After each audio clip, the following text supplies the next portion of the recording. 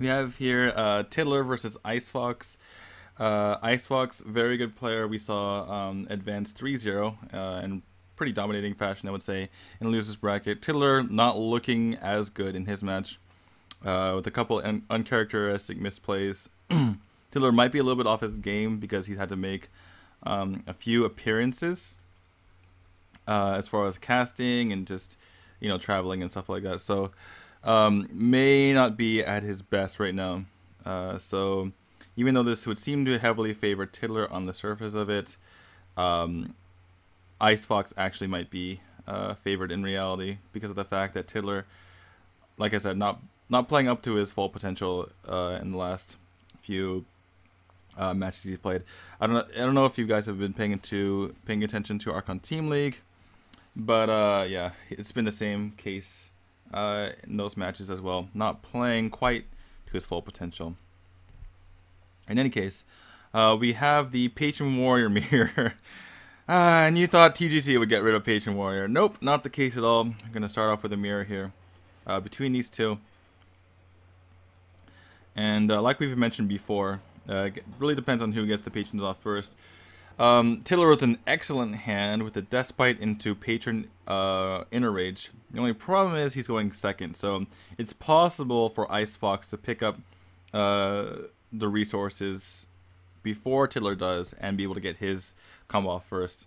It's not a situation where you can use the coin to your advantage going second, because in order to play the Despite, you need to play the Despite into the Patron, which means you can't coin the Despite, because then you can't play the Patron the following turn.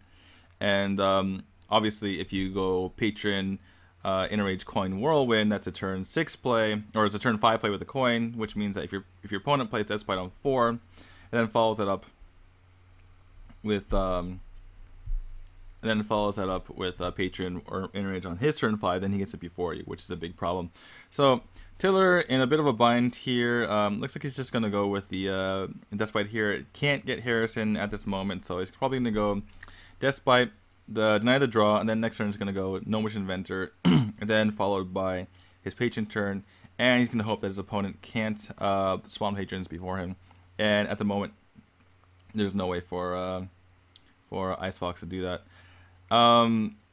Tiddler is going to play this Gnomish Adventure and not swing, and that's going to set off huge alarm bells in Icefox's head, but really not much he can do about it.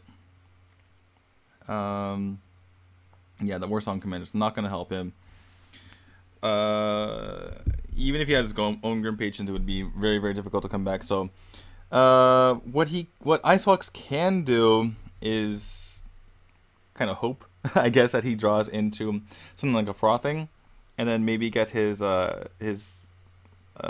Thorson out on the following turn, and then use his opponent's board to reverse one turn kill him. But obviously, as you can see in his hand, he doesn't have those Frothings yet, so a bit of a dilemma for Icefox here.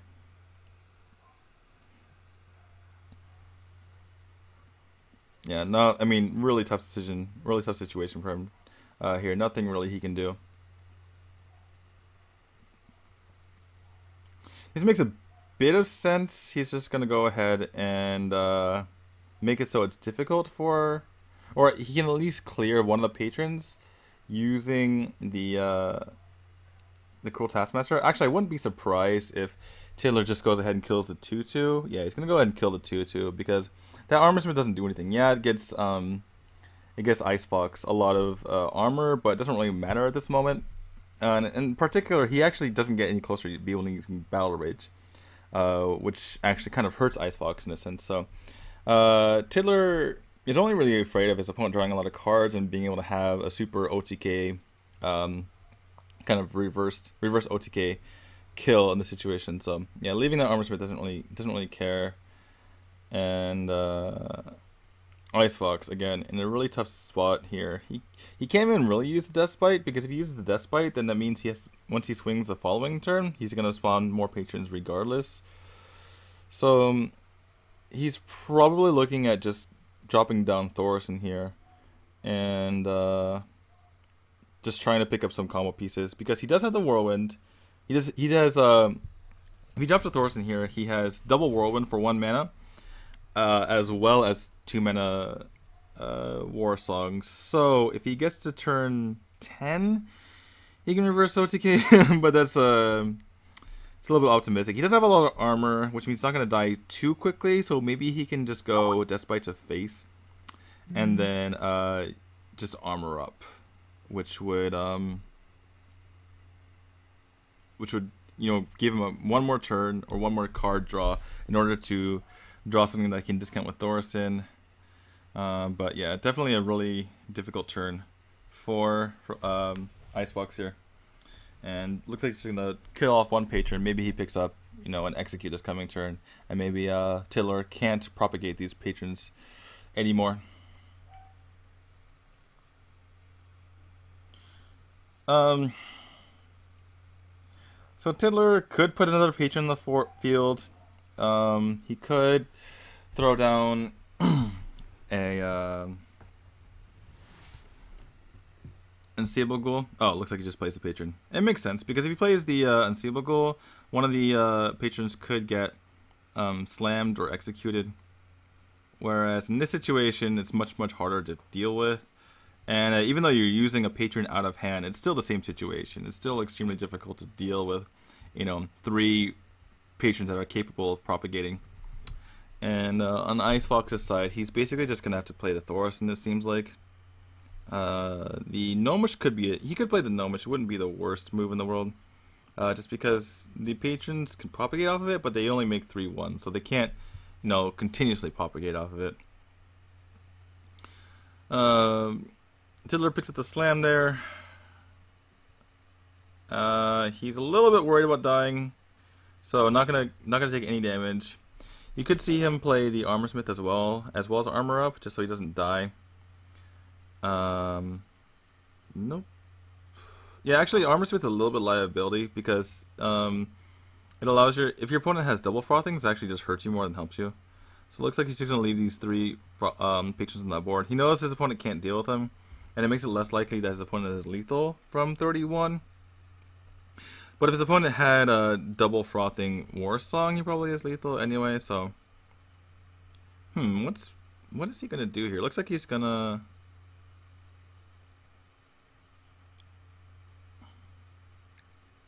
Is he gonna make Tiddler's board too big? Is that what he's trying to do? He can maybe make his board too big with like triple whirlwind and then kind of clear that way. Oh wait, what just happened? Okay, looks like he's just gonna clear up that one patron, and then battle rage. Sorry about the skip forward there. And yeah, I guess it's a reasonable play. He's still not that low in health, and Tiddler's shown that he can't really propagate these patrons anymore. So maybe Icefox can keep the situation under control. Tiddler does pick up the War Song, but I mean, like I said, these patrons propagate off these minions, but they don't multiply more than just 1, because the 3/1s obviously can't multiply again. I wonder what the point of that was. So Tiddler has to be a little bit careful here, because if he puts too many patrons on the board, then Icefox can just make him overdraw, or not. I mean, make him not overdraw, but make Tiddler's board too big, and so therefore the patrons don't propagate anymore; they just die. Okay, it looks like he's. I don't think he has lethal. Does he have lethal? Actually, I guess he could have lethal here. I guess he's gonna go for it. I don't know if he actually did the math. I actually wasn't looking at the possibility of lethal, but he could have it. Okay, that's going to be 9. So it's going to be 11, and then this whirlwind's going to be off of just 5 on the side of Tiddler, unfortunately. So it's going to be 5 plus 4, so 9, so 20. And then he's going to hit this, which means it goes to 22. Oh, and he has lethal. Oh my goodness. Sorry for missing that, guys. Wow. Okay. So, did he attack with the Acolyte? Yeah, he didn't actually even attack with the Acolyte. He just went with the triple whirlwind there. And, yeah, so this makes him go to 22, and then plus the 7 plus the 3, yeah. So, Yeah, you see Icefox actually shaking his head because that's a bit of misplay, not attacking the Acolyte. He could have gotten 2 more extra damage with that. How much did that damage that ended up being in the end? Was that exact lethal? Looked like it was exact lethal. Not sure if I saw it correctly.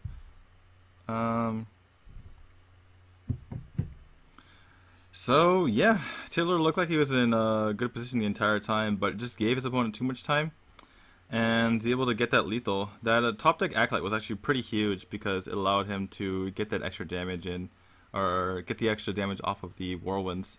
Basically an extra 3 damage. Could have been extra 5 damage. No, would have been extra 4 damage if he did it correctly. But yeah, pretty big top deck there. Obviously the extra frothing would have been even better, but yeah, unfortunate for Tiddler, and I mean, I guess not a whole lot else he could have done, because he couldn't have, if he plays the Unseeable Goal, it gives his opponent even more ammunition.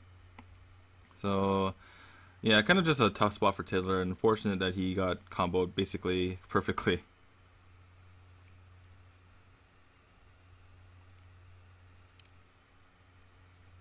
In any case, we have the Patron Warrior going now against the mid-range Hunter of Icefox. Gonna go ahead and coin out that Knife Juggler, get some pressure on. You really have to kill your opponent as fast as you possibly can, using the mid-range Hunter before they propagate their patrons and come back in the game. And he really has nothing to do here other than just play the Bear Trap out. So yeah, Tiddler.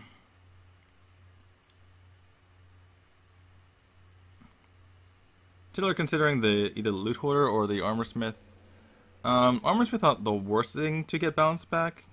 It's actually one of the better things, obviously, but if you can bounce it back, you can play it later, and it can just help you come back in the game. Like, it's worth more than 4 mana to, or it's worth more than 2 mana to a Patron Warrior, because you can get ridiculous comeback turns using the using Whirlwinds and stuff like that. In this case, we see obviously Icefox got the Misha. And yeah, it looks like he's just gonna go ahead and slam and take that out with his face, and probably not gonna attack with that Armor Smith because Bear Trap is pretty annoying in this situation. But yeah, that's really annoying for Icefox that got cleared. He has nothing now to Armor Smith, and he's just gonna cut off the card draw, I suppose.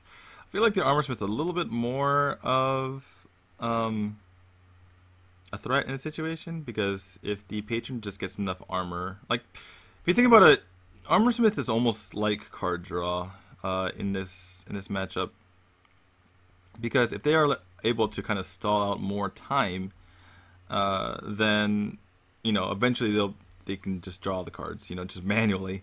So if you just get more time with the Armor Smith, then you just end up drawing cards anyway, or you're allowed to draw more cards anyway because you stay alive longer. Pretty good top deck for Icefox here is able to play this Ram Wrangler. I wonder if I guess he could just go for this this Houndmaster. Sorry for the lag, guys. Oh, he does go for the Ram Wrangler and gets the Rhino. I forgot what that Rhino is called. I'm sorry. My apologies, guys. The Rhino that gives your beast charge. That's all I know it's called. Anyway, so it's a pretty good minion. I mean, it costs 5 mana, but in the end, it is only... It's kind of like the Stormwind Knight, so it's kind of like only a 4 mana minion. It's still pretty annoying. Still something that Tiddler has to definitely kill. Yeah, this is kind of a tough spot, though, for Frozen... Or for Icefox, excuse me. I was about to call him Frozen Ice. That's Tiddler's teammate. Because his creeper there is almost certainly going to get killed by this Loot Hoarder, and I guess he realizes that the worst case scenario is pretty bad, because maybe he throws the 2/1 into the Ramlanger, and then he's able to clear the the Haunted Creeper anyway. So he might as well just eschew the 1 damage just to make sure that he doesn't get completely wrecked. But yeah, he got completely wrecked regardless because of these patron spawning. And not a whole lot that Icefox can do from this position. He can start clearing some of this, but it doesn't. I mean, Tiddler's just going to draw 3 cards off this Battle Rage anyway. It's kind of funny because a lot of times you want to kill off the damage minions from Patron because they're just going to get value off of Battle Rage, but in this case you'd rather make it more difficult for them to propagate, so kind of damned if you do, damned if you don't. He's saying oops. I'm not really sure what the oops is about.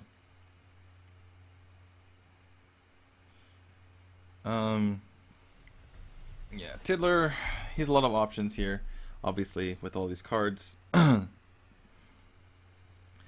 wants to guarantee that he wins this game, though, so it's going to take his time for a little bit. And probably not going to attack in. If you give your opponent too many charges, maybe they can just, you know, use that bow to win the game. But kind of a... Is he thinking about Whirlwind? Why would you Whirlwind?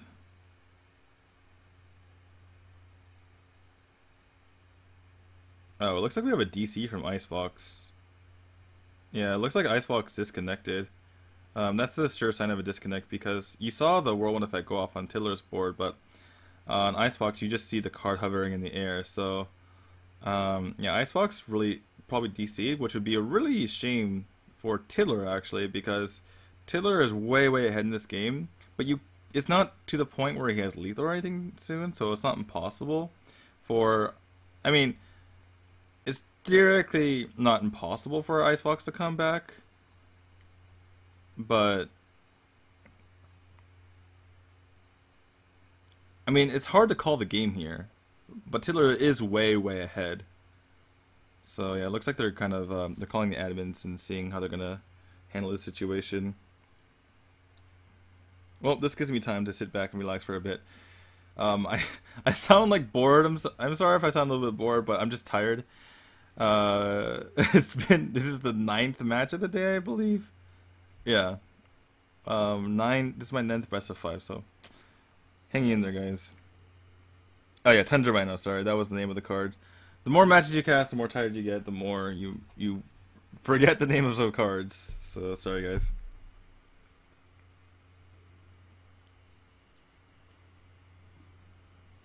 Anyway, we're gonna figure out what's going on here. Obviously, I have no correspondence, so we're just gonna see. We're just gonna have to watch together, watch the screen together, see what happens. I'm gonna take this time to mute my mic and get some, and just eat a couple things. So, be right back.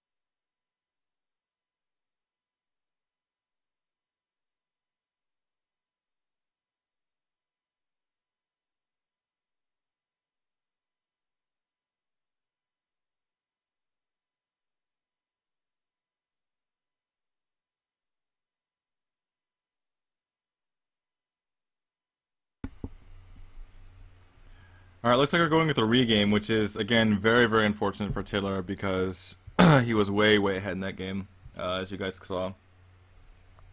Would have been very difficult for Icefox to come back, but a comeback was possible. It wasn't completely over.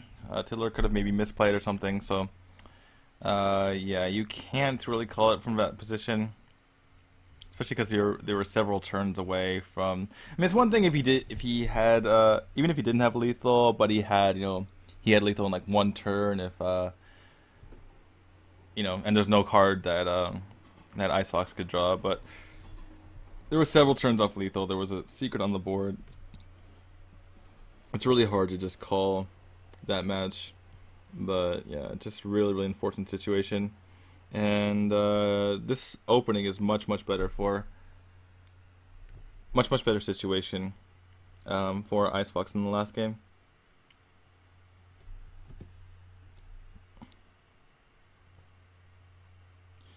You saw Icefox see the Armorsmith attacking in. He really wanted to see. I guess he didn't. Well, yeah, he probably wanted to see the bear trap there so he could use his abusive. To kill off the Armorsmith, or something of that nature. Could use his bow as well. Yeah, looks like he's just gonna go for it. Go for the animal companion. Tiddler can clear this with the Cruel Taskmaster and just armor up. So yeah, it still looks pretty good for Tiddler, even though this game. The starting hands seem like they were a little bit better for. I was thinking the battle rate for one. Interesting. Even though the starting hands seem like they were better for Icefox than they were last game, Tiddler's still in a pretty good spot. That said, there's no sort of a. There's a patron whirlwind, but there's no patron inner-range whirlwind. So it's not like completely over like the last game was.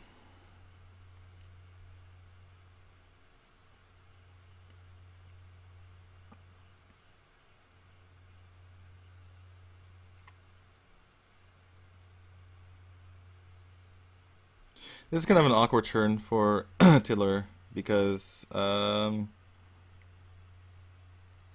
mean, nothing to do to actually contest the board. This just dies to the Eaglehorn Bow.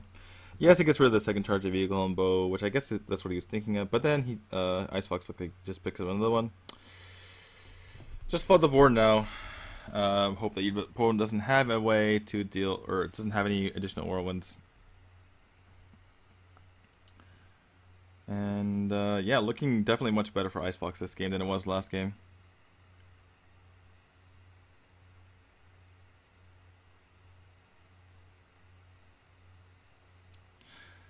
Pretty good pickup on the death sprite right there. Probably going to just see a kill the Mad Scientist.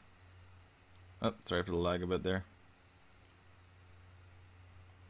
It's really lagging. Okay, well, I guess we're fine now.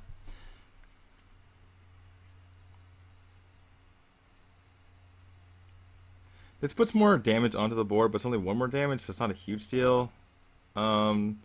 And what this does is allows you to only have to use one more damage to kill the Mad Scientist, where you would need to you would have to actually attack into the Haunted Creeper next turn in order to kill it, and if you didn't, you'd have to use 2 more Whirlwinds to kill it, or at least 1 more damage and another Whirlwind to clear it, so this kind of makes a bit of sense. Also, it's not guaranteed that you actually want to kill this Mad Scientist off. But yeah, it looks like we're just gonna have the patron turn here. Patron hits. He could actually just double. He can make 6 patrons this turn. No, he can't make 6 patrons. Yes, he can make 6 patrons. Sorry, I'm getting confused a bit. Yeah, so you can Enrage and then Whirlwind again, and then the 5/1 patron dies, but you get I guess this is a little bit better because you get these patrons and I guess it's gonna make 5 patrons. Oh no, he's just gonna kill the Oasis Snapjaw. That makes sense. Okay, so you make 4 patrons and you're gonna kill the Oasis Snapjaw. Icefox picks up the Beast, which he might just plop down right now. Especially because even though that's snakes, obviously Tiddler doesn't know what that is, so maybe he mixes a steak and attacks in the wrong order. Maybe he doesn't want to attack into it.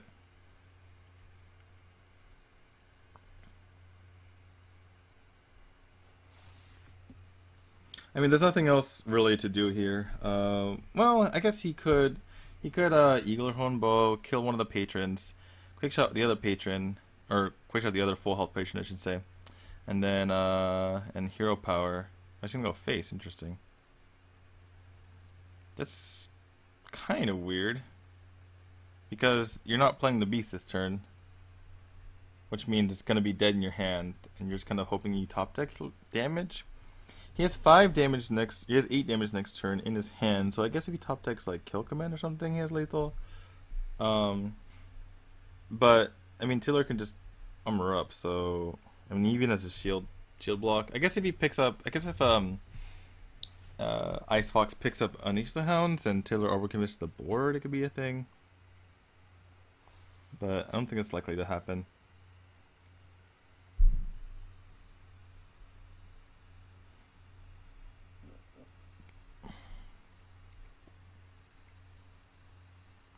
Anyway, down to 15 health is Icefox. Honda Creeper's not going to do a whole lot. Even with the Houndmaster, it's, I mean,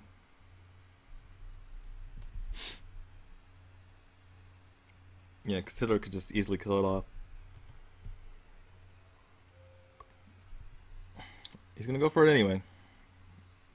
If Tiddler attacks in, he does get the extra bow charge, but he's close to dying. If there's a war song here, I think he's guaranteed dead. No war song. So what can you do here as Tiddler? Yeah, you can just play the Armor Smith out. Maybe it's been so long that Armor Smith's been in the hand for that former ran Armor Smith's been in the hand for so long that maybe Icefox even forgot about it. But yeah. So it's gonna attack in here. Oh, sorry for the lag, guys.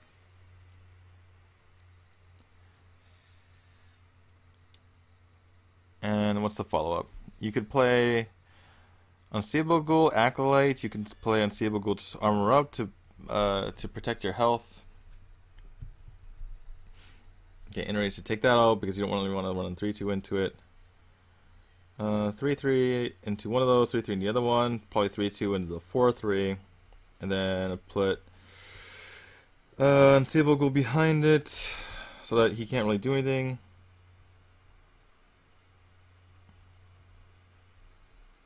And what is that card? It's Frothing. Okay, that makes sense. No reason really to play the Acolyte. Just put something more damage threatening on the board. If you put the Acolyte, Frozen Ice is not gonna. He's just gonna ignore it. He's not gonna really care about your cards. He needs to kill you fast. So put another threat, something he has to kill besides the patrons. And yeah, this game is over. Icefox is going to concede, and it's tied up 1-1. Good thing Tiddler won that game. I mean, I guess I am kind of being favoritist with Tiddler here, but the more important point is that the last game had to be restarted because of a disconnect, and obviously Tiddler was way ahead in that game. So ended up working out in the end. He ends up taking the game anyway, and we are tied 1-1 with both players, Patron Warriors. Eliminated sounds weird. Eliminated sounds like it got killed, but they're no longer allowed to use Patron Warrior. Looks like we have a Paladin mirror this time. Neither player has played their Paladin yet. I believe this is the Mysterious Challenger Paladin from Icefox. Yep, that's the one.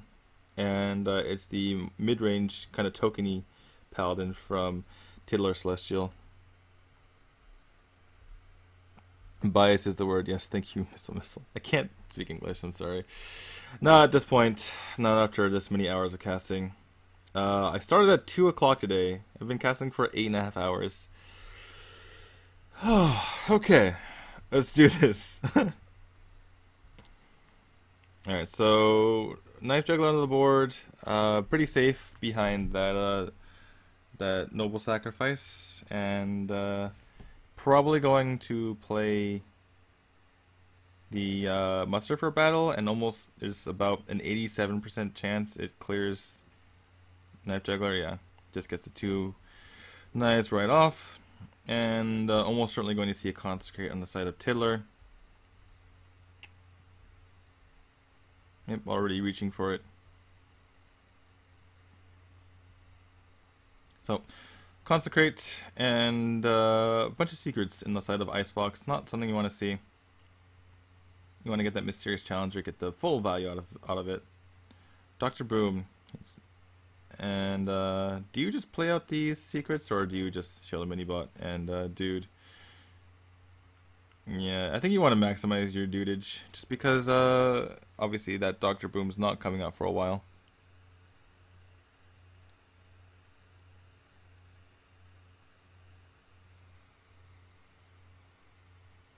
Purple's not an Archon anymore. What? What is this?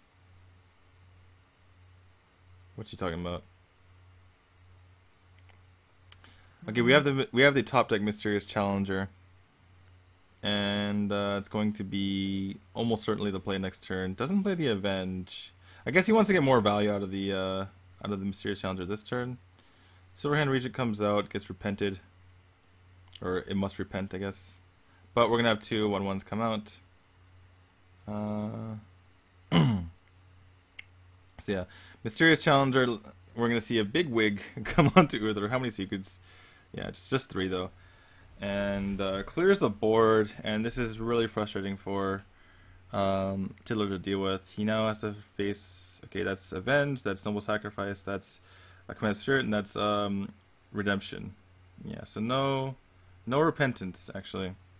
But it's still kind of scary for him to play anything. Like, he can't really play the Sludge Belcher because he's afraid of maybe repentance.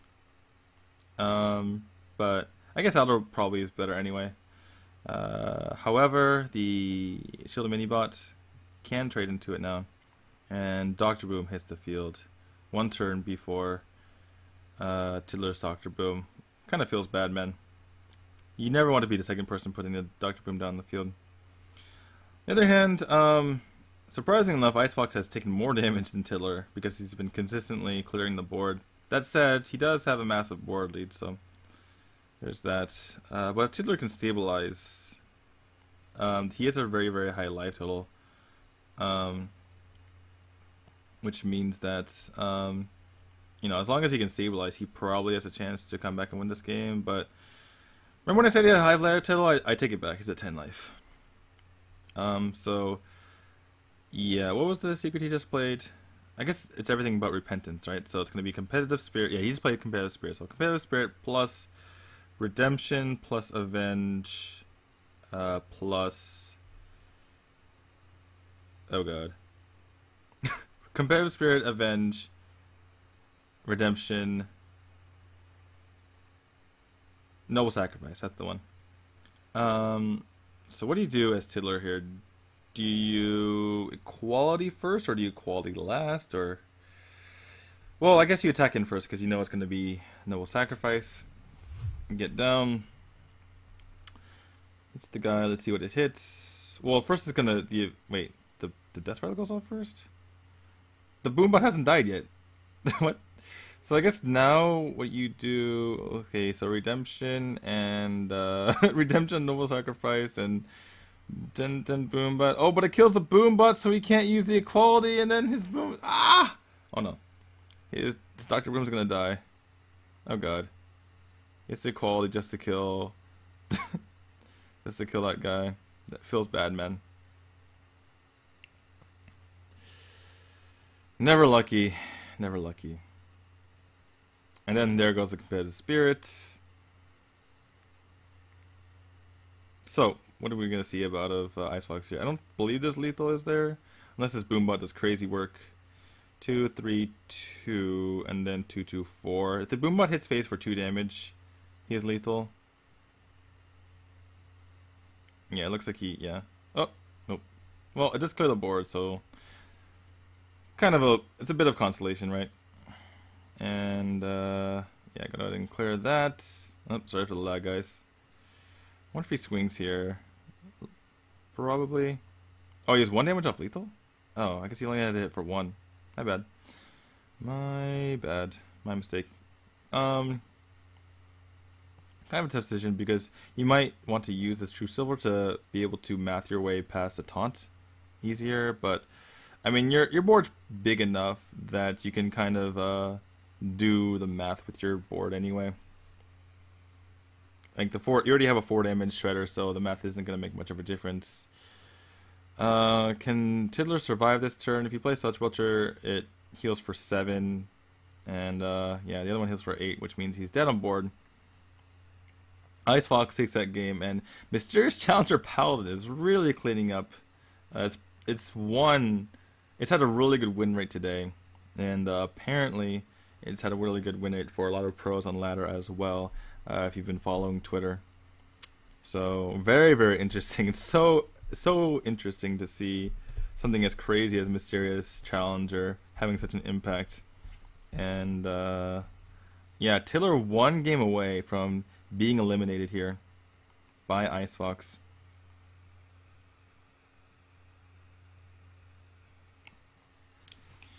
Alright, so can Tiddler pull it out? He has to beat this mid-range hunter twice in a row. Once with this token paladin, and once with his remaining deck, which can't remember at the moment.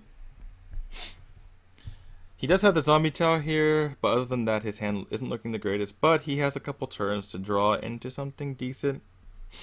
I mean, obviously you can play your hero power as a paladin. It's not the worst thing in the world. Icefox gonna go ahead and pass. Not even gonna play his Web Spinner out. Web Spinner is very valuable as a means to enable things like Houndmaster or Ram Wrangler. So yeah, just gonna hold off on it, and yeah, gonna coin to this Eagle Horn Bow. And unless Tiddler top decks something now, he's not gonna be in a very good spot.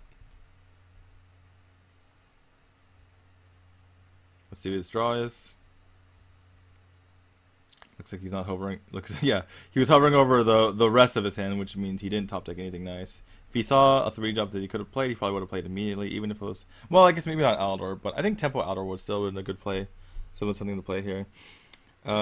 Misha is okay, but it's going to be cleared by this True Silver. I guess Misha was probably the best one. Huffer gets cleared by the dudes, and then Tiddler gets to play his Murloc Knight, and Leok it puts less damage onto the face of Tiddler. So, okay, just double Hunter Creeper here. Yeah, probably better to do this than to play Animal Companion. Animal Companion 100% gets cleared by the True Silver, whereas these guys are much more annoying to deal with, obviously. Double Quartermaster is not what you want to see from Tiddler. Probably just going... Oh wait, actually you do in this situation. My bad. I'm kind of blanking. I'm sorry. I'm sorry. That was like one of the stupidest things I could have said. For some reason, I thought those 2/1/1s aren't on the board weren't Silverhand recruits. Yeah, it's getting late. But yeah, I agree with the decision not to clear these Honda Creepers. No real reason to. It could enable something like Ram Wrangler, but at that point you're just enabling. I mean, you're just giving him the ability to use his spiders anyway, so it's almost as bad as Ram Wrangler in the first place. From the side of Icefox, yeah, you can do that. That kind of makes sense. This is basically a Tempo Owl, and not a Tempo Owl in the sense that you're just playing it onto the field like you would like a BGH with no target. In the sense that obviously there's going to be things that are better to Owl, but you know, being able to immediately take board control like this is pretty important. Murloc Knight coming out, going to... Ooh, that is one of the best ones. Old Merc guy. Gonna go face. Interesting. Makes a bit of sense. Not really any good targets onto the board. On the side of... Icefox, he can play the high main, but he's playing into more Murlocs, which is an issue. Probably gonna have to use this quick shot. If not, yeah, probably just roll the roll this guy first, see if he can get something. Didn't get anything that can affect the board like a Leok or a Huffer. So yeah, I can use this quick shot and leave the Merc on the table, which always feels bad, man. But he does have board control, and this at the moment, I mean, this Murloc or this old Merc guy is only a 2/4, so.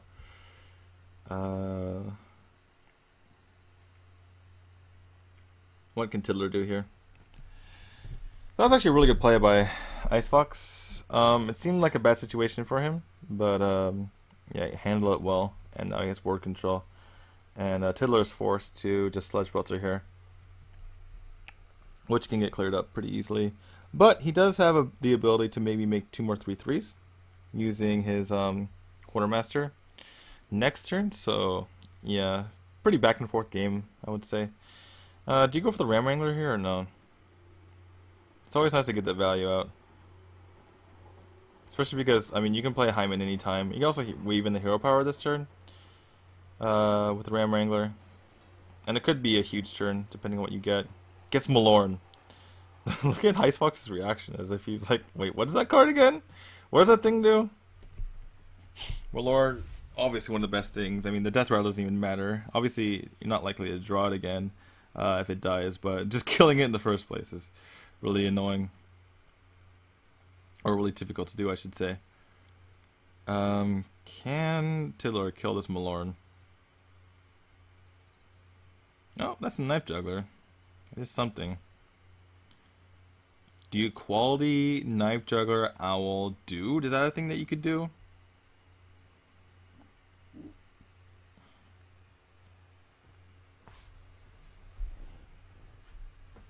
And if you do that, do you run your Murkai into the Misha first? I guess it doesn't make any sense, does it? Just have more targets onto the field. So yeah, it looks like he's gonna quality. Sorry for the lag.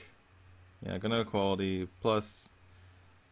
Yeah, so Icefox, he was expecting Consecrate, and he was like, because you saw him shaking his head, and he saw the Knife Juggler, and he was like, oh, it's not Consecrate, okay. And so his spirits immediately went up after that, and now he's eagerly waiting these knives to come because he thought he was going to get consecrated, but not the case. Yeah, so they're going to go for the safe play and guarantee. Well, yeah, he's going to guarantee killing the Malorn, but the Malorn died anyway. Obviously, it's annoying that Misha is back to full health, but there was no.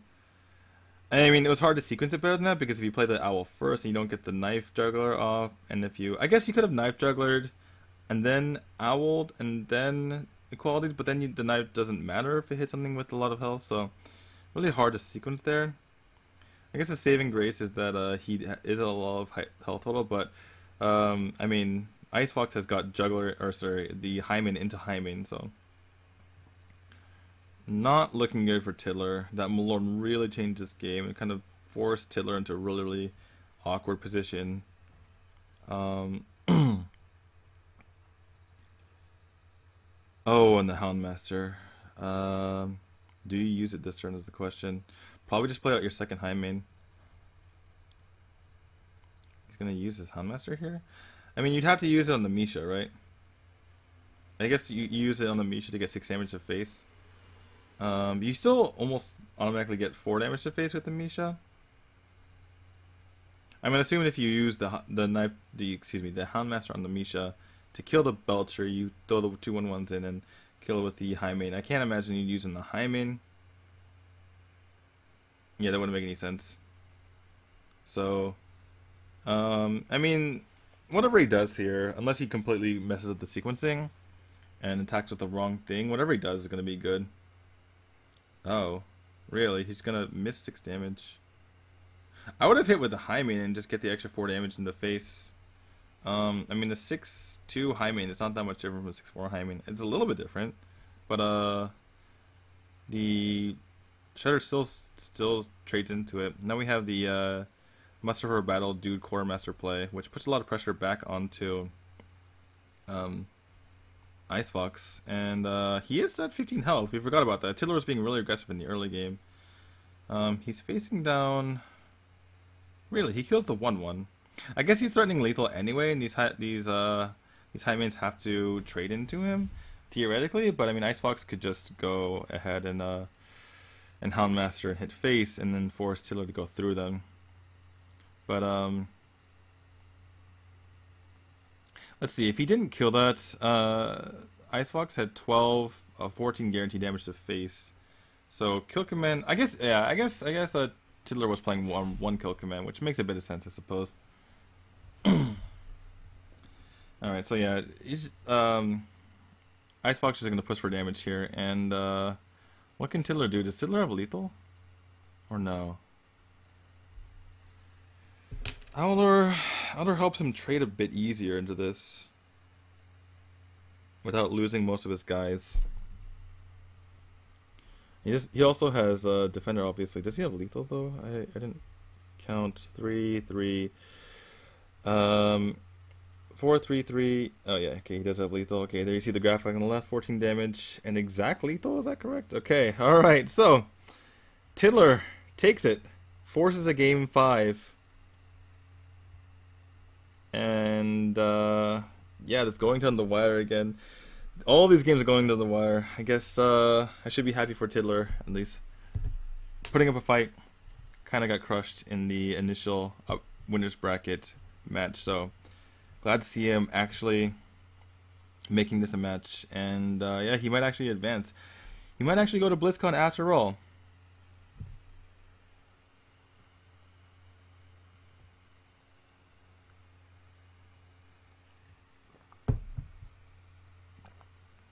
Alright, what's Tiddler's life like? I've forgotten already.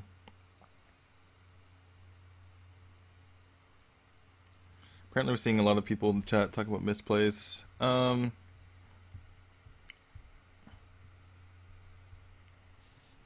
Yeah, I mean, try not to be too critical, but Tiddler's been a little bit off his game, like I mentioned before.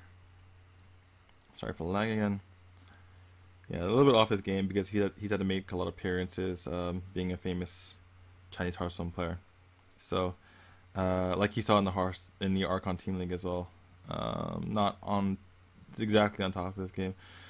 Let's see what he's gonna do here. He could start with the Night Juggler. Could start with the egg, which would be able to basically counter something like Scientist because he could attack. He could kill it with the Abusive and then freeze the Abusive potentially. By the way, Icefox is running both Bear Trap and Snake Trap, which is a kind of a neat combination because if you play both, then the opponent has to, when the opponent attacks in your face, he has to now attack in the bear, which forces the snakes. Sorry for the lag, guys. Shouldn't be this laggy, honestly. Not sure why. In any case, the Night Juggler comes down, and then down comes the bow.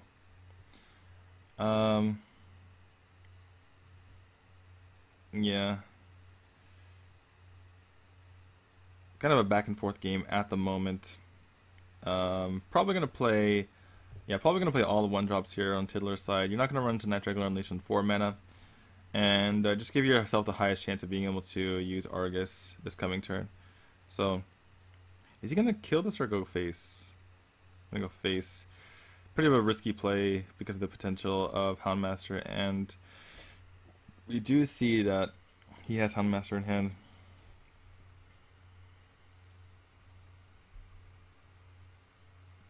I suppose what he's trying to do is prevent his Abusive from getting killed very easily by 1/1s, but I don't know. This ends up being a kind of a rough spot for Tiddler. Well, he can get value out of this Defender, though.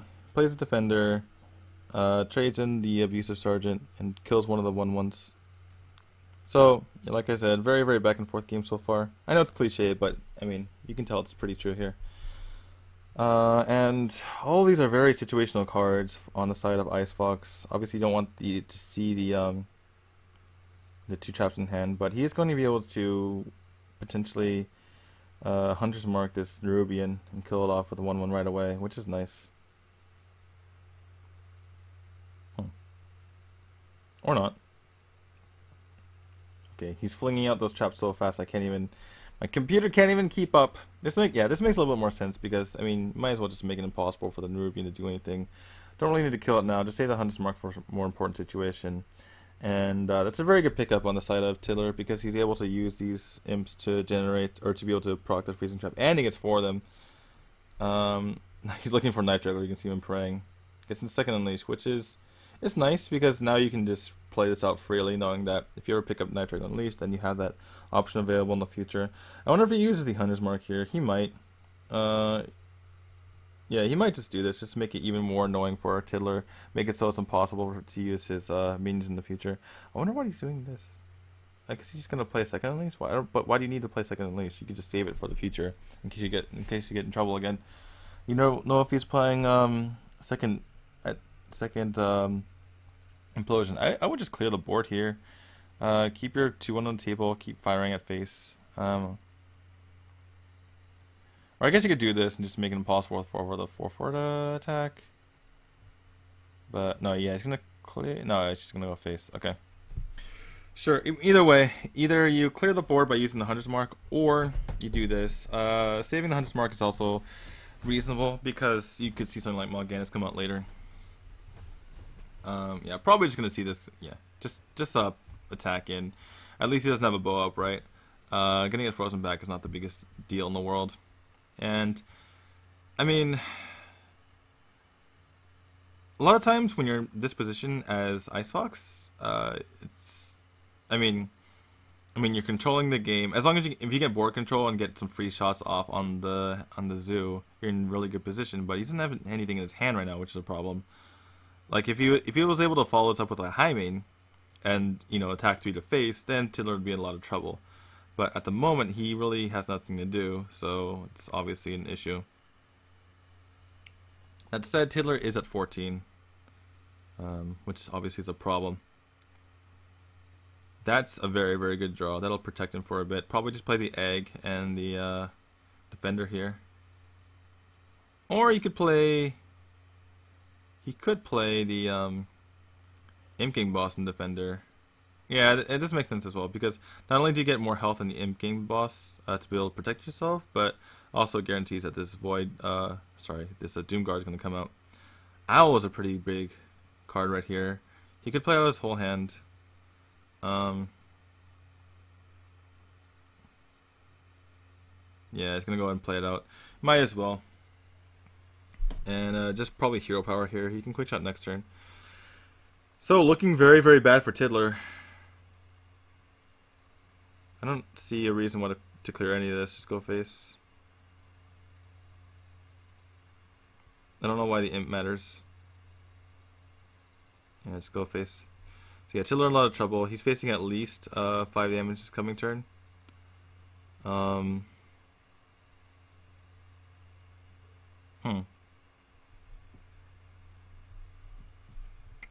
He obviously knows it's Bear Trap.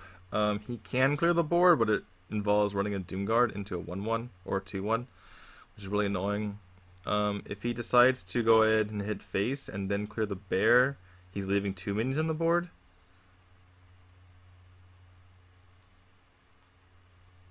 In any case, he's really losing this race, and not only is Icefox going to be able to deal 5 damage to the face, but he's going to draw 2 cards this coming turn. So, yeah, really, really tough spot for Tiddler to be in. Clears the board though, and yeah, probably just going to see Knife Juggler, Quick Shot face, and then Hero Power face. High main cannot be played. Probably good. You don't. If you had 6 mana here, it would have been tough to make that decision whether to hero power face and put your opponent on a 2-turn clock, or go for the high main. In any case, Tiddler has to win 2 turns at the very least. Sorry, at the very most, I should say. So the question is, do you pop your Nerubian Egg to try to get more damage next turn?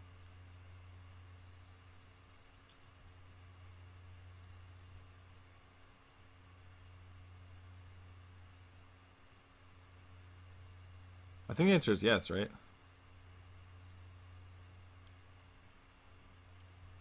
He's actually missing damage. He could have gotten 6 damage on the Doom Guard and then popped the Nerubian Egg and then... Yeah, he's actually missing damage here. That's actually a mistake. He missed 1 damage because he was going to throw the 3-2 into that Kai anyway. Jaime's on a card you want to see, but your opponent can't actually tap, so he's only has 1 card in order to kill you. He does have... Okay, so Doom Guard for lethal. A Power Whelming doesn't do it. And the last card for Tiddler. He's looking dejected. That's not going to be it. And Tiddler is going to be eliminated versus Icefox. And Icefox is going to advance to the group stages. And you see the relief on Icefox's face. He's able to advance, and Tiddler is gone. Cannot make a run at BlizzCon this year and try to avenge his loss of Firebat. He's eliminated in the regionals, and Icefox moves on.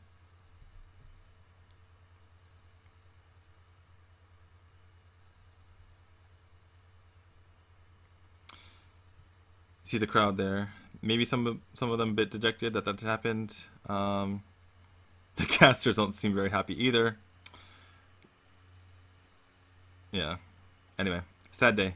Tiddler out. Icefox moves on. Let's take a look at the bracket. And as you can see here, yeah, Icefox is playing Tiddler. Icefox moves on. He's going to go to the group stages.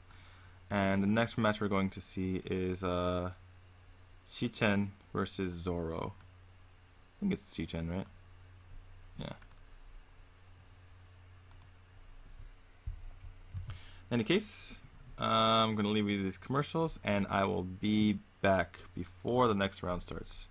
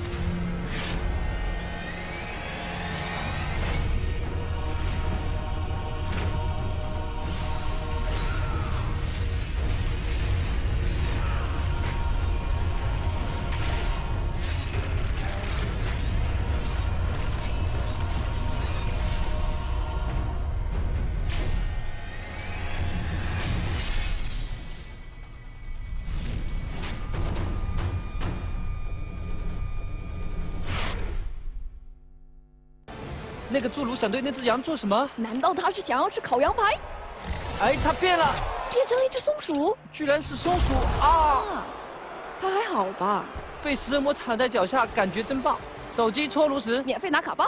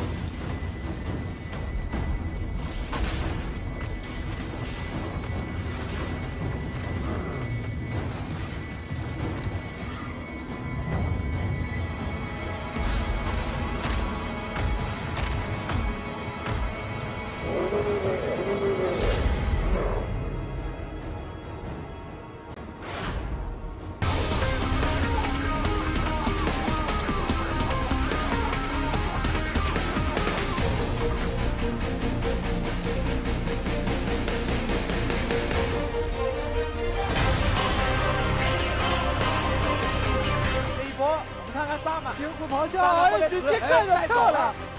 大沉默怎么带走？差一丝，死了，死了。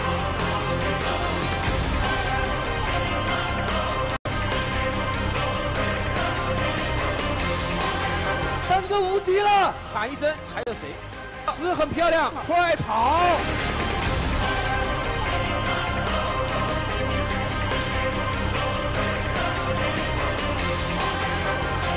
恭喜一下 Firebat 暴雪嘉年华第2届炉石锦标赛的一个世界冠军。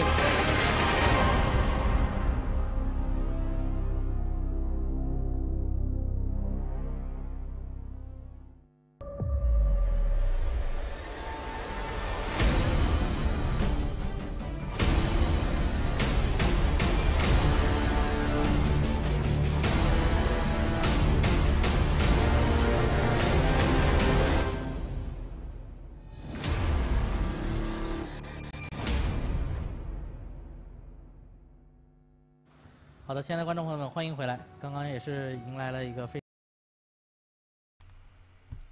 All right, and we're back. It seems the next match is going to be Shi-Chen versus Zoro. If you guys don't know who these players are, Shi-Chen was one of the players who participated in the NA versus China Championships. Looks like these casters are still dejected. They can't move on. They can't go on anymore. Go on without me, Tiddler's done. So as you can see there on the bracket, Tiddler eliminated. This name right here being Tiddler. Icefox moves on. I assume this is going to be our next match right here, Shi-Chen versus Zoro. I think that's what was on the thing. Yep, here we go. That's Shi-Chen. And yeah, like as I was saying, Shi-Chen, one of the players in the NA versus CN tournament. / team match / I don't know what to call it, and he did the second best behind Chao Shen on the Chinese team. Played pretty decently, and he got knocked to the lower bracket by No Tomorrow earlier in one of those kind of interesting match. Both players kind of laughing it up, having fun, but now it gets serious because whoever loses this is out. Zoro coming from the lower bracket. So yeah, Zoro won to get to this spot, whereas Shi-Chen lost. But Shi-Chen was originally one of the top 8 point getters, so he had that leeway to work with. We have the Warrior Warlock Hunter versus Warrior Druid Warlock. We've seen one handlock all of today, so I'm guessing these are both Zeus. Honestly, I can't remember all of these classes because again, this is the 10th match that I'm going to be casting today. The 10th best of 5. I have been casting for now 9 hours. I guess I haven't introduced Zoro. Zoro, he won the second week of the Celestial Championship series, so pretty strong player. He does take some unusual lines here and there. So, yeah. Look for him to maybe not agree. Maybe look for me not to agree with him on every play, but I mean, he's made it this far, so can't take that away from him. I believe he came back from 0-2 in the losers bracket, if I remember correctly. We've had so many crazy matches, I can't remember which is which anymore. So yeah, we're starting off with that Zoo. We have the Hellfire Tech in, most likely to combat Patron Warrior. Gonna keep the egg and the power overwhelming, it seems, to get that early start. It's a really powerful opening. Obviously, you get the egg out, you clear one of your opponent's minions, and you get a 4/4 really quickly. And he gets the Flame Imp and the Void Color. I wonder what he's gonna start with. Zoro gets an okay 1-2 curve, but yeah, gonna be upset to see this opening by Shi-Chen. The classic Flame Imp, Void Caller, Void Walker. It's a classic. It's been there since the beginning of Hearthstone. One of the 2 card combinations that has withstood the test of time. Still really annoying to deal with. Still extremely strong. And yeah, Zoro not too happy to see that. Probably going to see a trade in with a flame imp on the knife juggler and a quote-unquote free kill onto this web spinner. Then play the egg, and then you have both the Direwolf Alpha and the Power Overwhelming to go ahead and buff that egg the following turn. Zoro has basically no play on turn 3 other than kill commanding Void Void Walker. I keep getting this mixed up. Void Walker if that happens, unless he top decks something obviously. So yeah, looks like that's going to be the play. To make sure to think about it for a second. Wasted Snapjaw is a decent card. It's something he can play on 4 in case he didn't curve out. High main is not something you want to see. Likely just going to see a hero power. Not really. I mean, you could kind of play the kill command here for a bit of tempo. Make sure there's no void color on the board for when you go into your 4, 5, and 6 turns. But I mean, your turtle just kills it anyway for mostly free, so it doesn't really matter. I wonder if we're going to see this this egg activated this turn. He could go for it. It would make his... It would, excuse me, he would fit his curve so he used all his mana this turn. Looks like he's not going to go for it. Okay. So the problem with this, even though it's annoying on the side of Zoro, he's not really pushing that much damage. Shi-Chen, that is. So yeah, Shi-Chen was a little bit confused for a second. He's like, oh, okay, so that's a web spinner. I see. We did actually see a golden Oasis Snapjaw early in the tournament, and it was actually put in the deck for Houndmaster and Ram Wrangler purposes. Really, really cool tech card to see early in the tournament. But yeah, this is really annoying because this turtle, it's contesting the board pretty hard. Like, obviously, a lot of times you'd rather see something like a Yeti statted minion, but in this case, facing this board, the turtle is absolutely perfect. So even though, okay, looks like he's gonna go with the power overwhelming here. So yeah, it makes sense. Just gonna clear that off. I was gonna say even though Shi-Chen had the faster start, it wasn't. I mean, the turtle kind of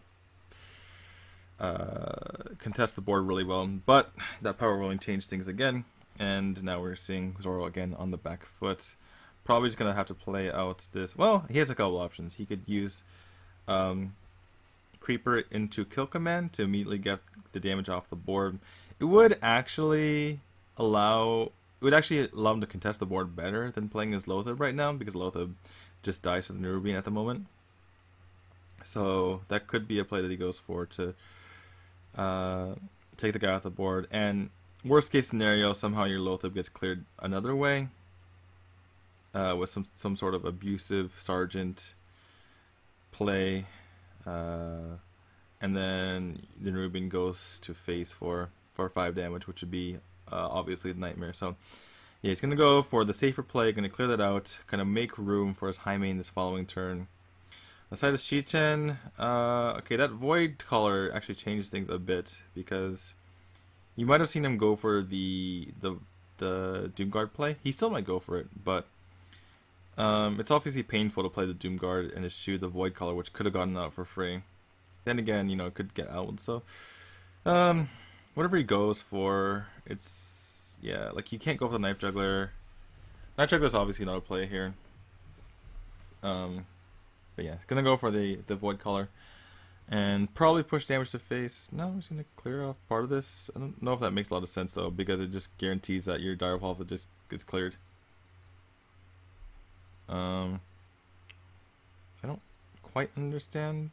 I guess he's worried about kill command / Ram Wrangler / I guess mostly about Houndmaster. Yeah, maybe he read into the play of Zoro and figured that Zoro made that play just to set up some sort of Houndmaster, which makes a bit of sense. But yeah, he just allowed his Direwolf Alpha to get cleared off for more or less free. And now he's facing a high main, which he's not going to be able to clear very well. Okay, this Snipe Juggler could do some work. Okay, well, he guaranteed gets the kill now. And likely just go face with this Doomguard. I don't see him really clearing these minions. Doesn't make a whole lot of sense. He could be playing around Unleash, maybe Night Trigger Unleash, but at some point you need to be pushing damage. He does, however, have the Dr. Boom next turn. If you wanted to play the board control game. But yeah, on the side of Zoro, what can you really do here? You can first of all clear off the Knife Juggler. You can clear off both the Knife Juggler and the Doom Guard, which would leave you with 5 mana, or excuse me, 4 mana to maybe Mad Scientist Hero Power. That seems like a reasonable play. Unfortunately, he'd be facing down Dr. Boom the very next turn. My phone's vibrating at me. Anyway, Bo, what does Bo do here? Not sure what Bo does here, actually. I mean, he could try to race him, but I don't think that's a very good idea.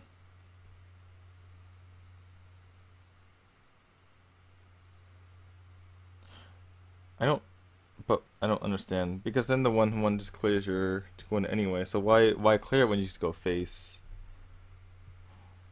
Some of these plays are a little bit confusing, and this is what I was talking about when I was criticizing Zoro before the start of this match. I don't really understand that play. There's no real reason to not go face there. Yes, one of the 1/1s can get buffed up to clear your 2/2, but who cares? But yeah, gonna do all he can, just play this thing. I think that's lethal. Yeah, it's lethal on board, or not on board, but lethal in hand from Shi-Chen. Shi-Chen's gonna take game number 1 and go up 1-0 in this series. A little bit of BM there at the end. I like it. I can see some flavor, and yeah. I do believe, by the way, if we're gonna pick favorites here, or be favorites, pick favorites. I'm sorry, I can't think. Anyway, I do think that Shi-Chen's the better player. So I mean, Zoro's kind of defied expectations and won a lot of matches, but if I had to pick someone who I believe would perform well in the group stages and or the World Championships, have to go Shi-Chen. So yeah. In any case, 1-0 Shi-Chen, but never count Zoro out. He's been behind before. I've seen him come back 0-2 twice before, I believe.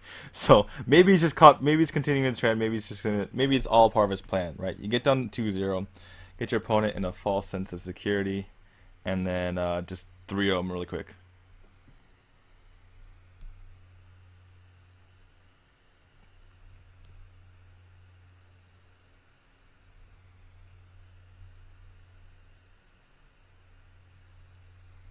Any case, sorry, I was looking at chat for a second. You guys are confusing me. We have the Hunter from Shi-Chen versus Zoro's Druid. He has 2 pieces of 3 now 3 pieces of ramp in hand, and that's pretty devastating. Getting that that Innervate Keeper onto the Knife Juggler. Obviously, Shi-Chen not happy about that. And his hand is pretty abysmal.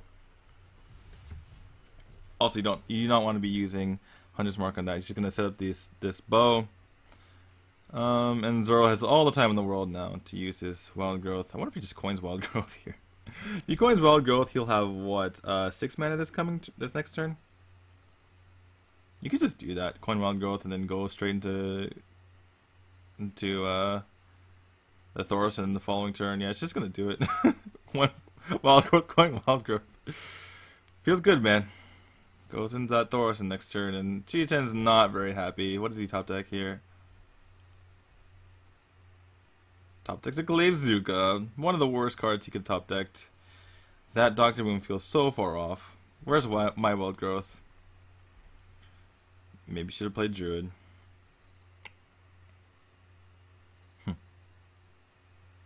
We've seen some of the best hands in Druid, some of the worst hands in Druid so far. We've seen hands where it was like 5 pieces of Wild Growth. We had the Darnassus Aspirin plus 2 Wild Growths and Innervate. Did I say 5 pieces of Wild Growth? I mean 5 pieces of Ramp. And then just nothing afterward, just combo and a swipe. And then we've seen this. And we've seen some other crazy combos as well. Such is Druid. And God, feels so bad, man. He just has to face sync that Keeper the Grove. He's setting up for future turns essentially by being able to unleash the hounds, and then maybe he can use his weapon on another minion to help clear it. It makes sense, but yeah. This pilot shooter is a turn late. You obviously would have been really nice last turn, but yeah, he's not going to use the unleash now. He's going to use just this Hunter's Mark. Going to face sync 5 damage. He's looking at Dr. Boom from Zoro. Like I said, feels bad, man. The eye roll from Siichen. He played a 6-mana Dr. Boom already, and I don't even have 7 mana to play my Dr. Boom. These hounds, what are these hounds gonna do? Not much. He can clear the Dr. Boom.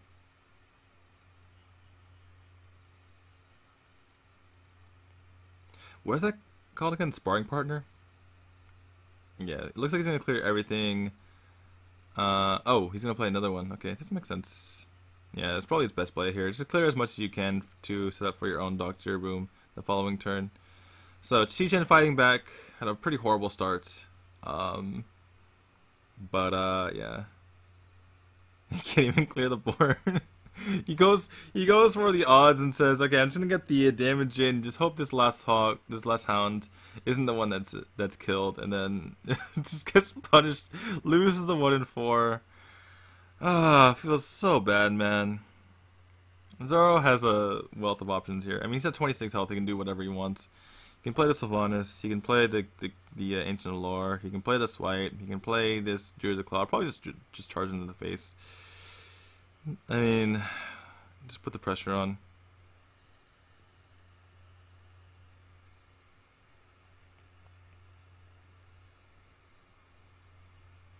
Yep, just charge into the face. No real reason to put that in taunt. Put the pressure on your opponent. And you can reload next turn with your Ancient Allure. Siichen has nothing to do but play Dr. Boom. It's not like he can play around combo. I mean, he could, sort of, not really, by using the Freezing Trap, but yeah, there's no combo on the side of the Hunter. Hunter just gets kind of consistent damage. They don't get bursty combo damage like the Druid does, so Zoro can just go face here and rest assured nothing bad's gonna happen. He's the Druid of Claw as well, so yeah, probably just hero power face here, get him on the 5. His opponent needs to taunt, and even if his opponent taunts, his Black Knight, which is kind of a blowout, he wouldn't have lethal. He potentially wouldn't have lethal in that situation, but if you just blow him out with the Black Knight, it doesn't really matter. And yeah, this game's over. Nothing that Siichen can do. He's thinking. I mean, you might as well take your time to maybe think about it. This is a very important match. Maybe there's a miracle comeback, but I mean, I just don't see it at all. Yeah, it would involve some sort of boom bots, but you know, he's dead in the hand of Zoro. 4? Oh, got 4. The fist bump. The fist bump. I'm still in this, except you're not, sorry. Oh, the freezing trap. Actually, maybe I spoke too soon. Oh wait, but that's a swipe. Dang it. I didn't speak too soon. Yeah. Was there a way? I mean, he did have 13 damage on the board. If that top deck swipe didn't happen, I wonder. Interesting. I guess he'd have to kill him the exact next turn though, because of the either that or get a taunt. Because in that case, if he gets the taunt, then maybe the Black Knight's too slow. So you'd either have to get lethal next turn, because he could just charge the Druid Claw in after playing like the Sylvanas or something, and yeah. So he would have had to win the next turn anyway, but that actually ended up being closer than I thought. It looks so completely no chance over. But that's why you never give up, guys. Never give up. Anything can happen. Anyway, that said, the series does get tied up by Zoro. We're tied 1-1, and we're going to see the Zoo of Zoro go against the Patron Warrior of Siichen.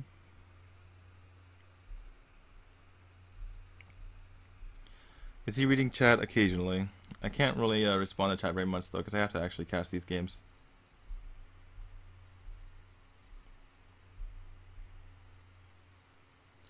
Zoro considering whether or not he should play his Void Caller. I always call it Void Caller. Void Walker. It's a walker. I don't know. It just seems like a Void Caller to me, even though it doesn't call anything. Even though he can't now coin into Inking Boss. I mean, he feels like the reason behind the play by Zoro here is that even if he coins an Inking Boss next turn, like when's he actually going to play the Void Walker anyway? So you might as well just do this and then put a lot of pressure on Abuse Charge in this coming turn, and then play Inking Boss next turn. Did I say Inking Boss? I'm sorry. My mouth is just like in knots right now. I think if you go over this play, you just basically, I guess the other reason why he did this is because potential Fire Warlocks, but yeah. Anyway, as far as this matchup is concerned, there are two ways for the zoo to win, and that's just to literally zoo down your opponent. Not literally, I suppose. You're not going to use zoo animals, but you're going to just get as many guys in the field as possible, and then kill them as fast as possible. And then, yeah, before the patron can respond and he doesn't have any options to deal with your stuff, or you get a bunch of big guys that the patron can't really deal with, like Mal'Ganis or a big Void Terror, or you know, all of the above. Just a bunch of big guys that patrons can't propagate off of, and there's only 2 executes in the patron deck, so they can't deal with all of them, and they eventually just die. So those are the 2 options that the zoo has. Unfortunately, a lot of the minions are capable of being propagated off of by the patron warrior, so it ends up being a little bit difficult. Once you get to later parts of the game, you actually can't play some of your minions, and the way the patron wins is they kind of control the board. Don't take too much damage. Sometimes in the later game they have to use Armorsmith to catch up back in life if they taking too much damage, but essentially they set up a good patron board that the zoo can't deal with unless they've taken Hellfire, and yeah, they win from there. A lot of times the zoo board is actually very big too, so they can propagate lots of patrons while using things like Whirlwind and Inner Rage to help the patrons as well as clear the opponent's board. So they don't, even though there's potentially a lot of huge minions in the zoo, you only need to use execute once or twice at most if you get a good hand as patron, because you can just use your minions to clear out, especially if you have 100 patrons to work with. Shichen here, considering whether he should play out his patron now and get 2 patrons. If he doesn't, it's mana inefficient. If he plays a Frothing Berserker, it could get killed easily by something like Implosion, or maybe even an Abusive Sergeant or something. But then again, if his patrons get eliminated, then that's that's your patron down, which is one of the ways that you win this game. And he does have the War Song in hand, so looks like he's gonna play it safe and just wait till turn 8 to be able to propagate this patron. He isn't facing that much damage on the field, so he can afford to wait essentially. Besides Zoro, he does have that Void Terror in order to pick up the extra health on this egg, or from this egg, and spawn that Nerubian.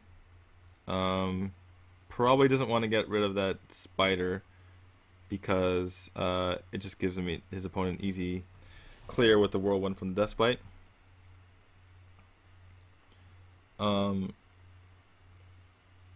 Obviously, Zoro can clear it with the Gnomish Inventor first, but that prevents the Gnomish Inventor from doing work on other minions.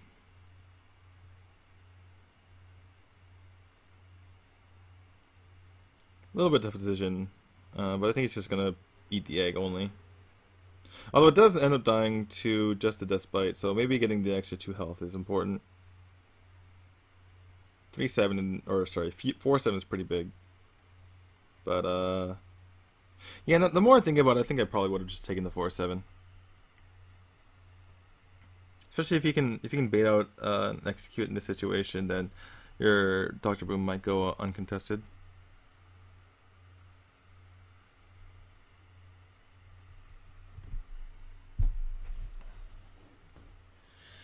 So a little bit of an awkward situation for Shi-Chen. Gonna go ahead. Okay, he's gonna War Song actually. Interesting. Looks like he's just gonna get a lot of damage to face? Question mark.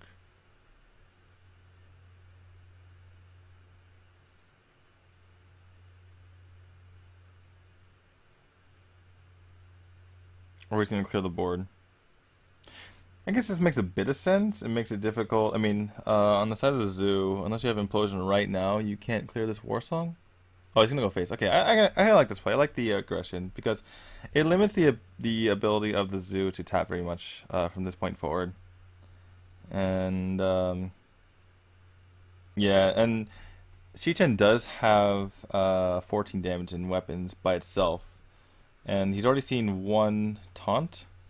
And if like for instance, if Zoro starts tapping for more taunts, then maybe Shi-Chen can even just get through the taunts with his weapons, but the fact that Zoro is tapping means he's getting lower and lower. So it's kind of a win-win if you think of the long term.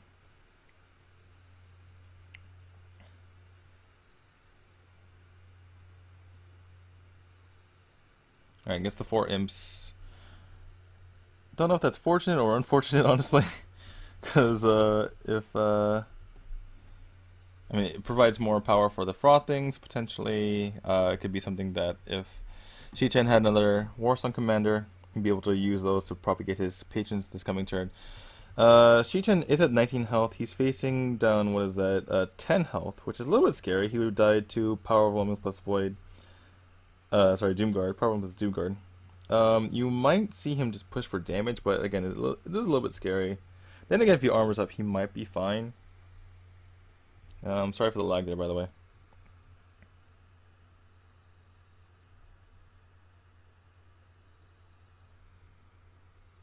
Yeah, looks like he's gonna push for face. Oh, he's gonna equip the axe. This makes a bit of sense. He is still threatening lethal over the next couple turns, so yeah, it definitely makes a lot of sense. And Zoro is looking at 5 damage on the board right now, which makes it scary. I mean, obviously you can't tap. I mean, you could tap, but you'd have to like, tap directly into a taunt. So probably just gonna be Dr. Boom this turn. I mean, what else can you really do here? I guess you could Implosion, but then that's all you do. And even if you get 4 out of the Implosion, you're only threatening 4 damage. So probably just have to take a chance here and Dr. Boom. This really is the only option, I think.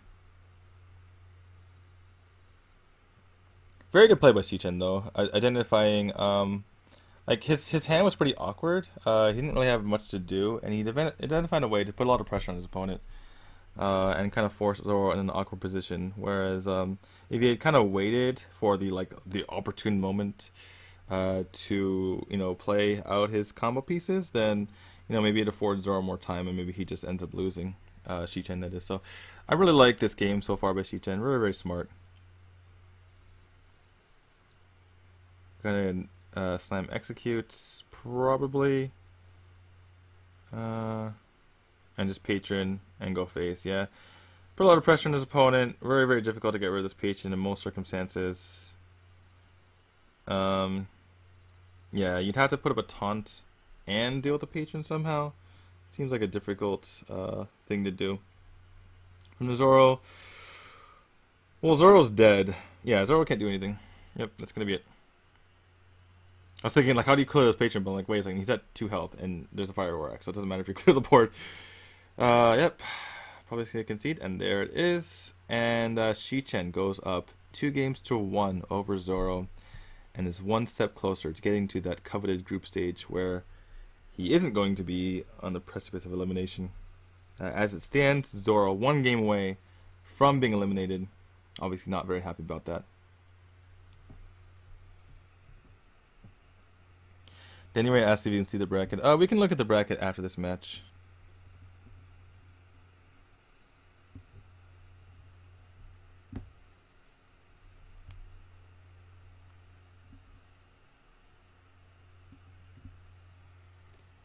Oh, I guess it still says that I'm casting with Rapid. No, I should probably take that off the title. My bad. 1 second.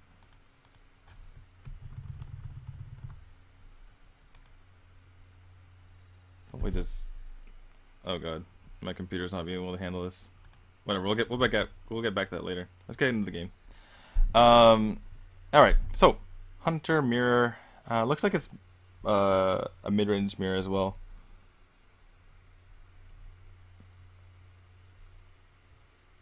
Gonna see coin creeper into creeper into creeper. It's pretty creepy.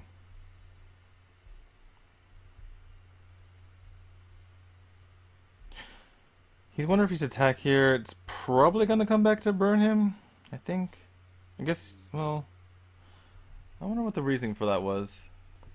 I guess what the reason for that was, if he sees an eagle horn bow and clears one of the creepers, then he can use the creeper to kill one of the 1/1s. So makes a bit of sense.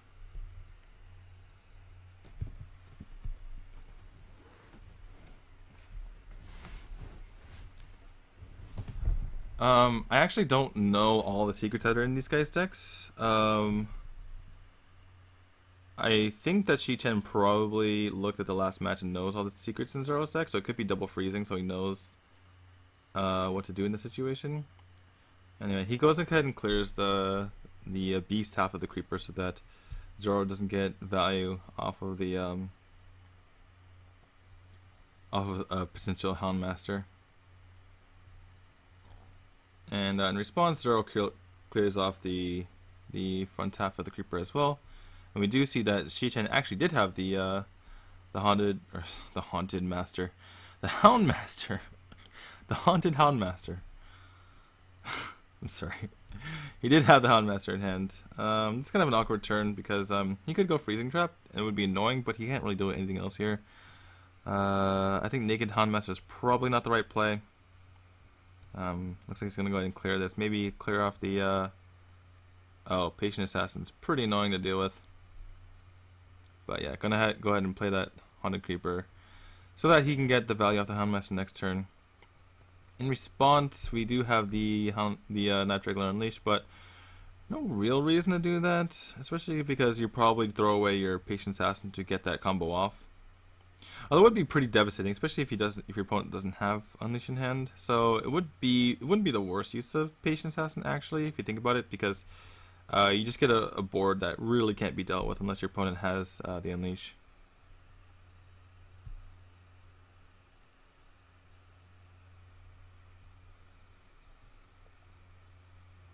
Looks like he's thinking about it. Yeah, looks like he's gonna go. I mean, it is a pretty solid play. Yeah. I mean, if his opponent doesn't have Unleash, it's really annoying. So, Shi-Chen initially happy to see that, but now he's just like, oh, jeez.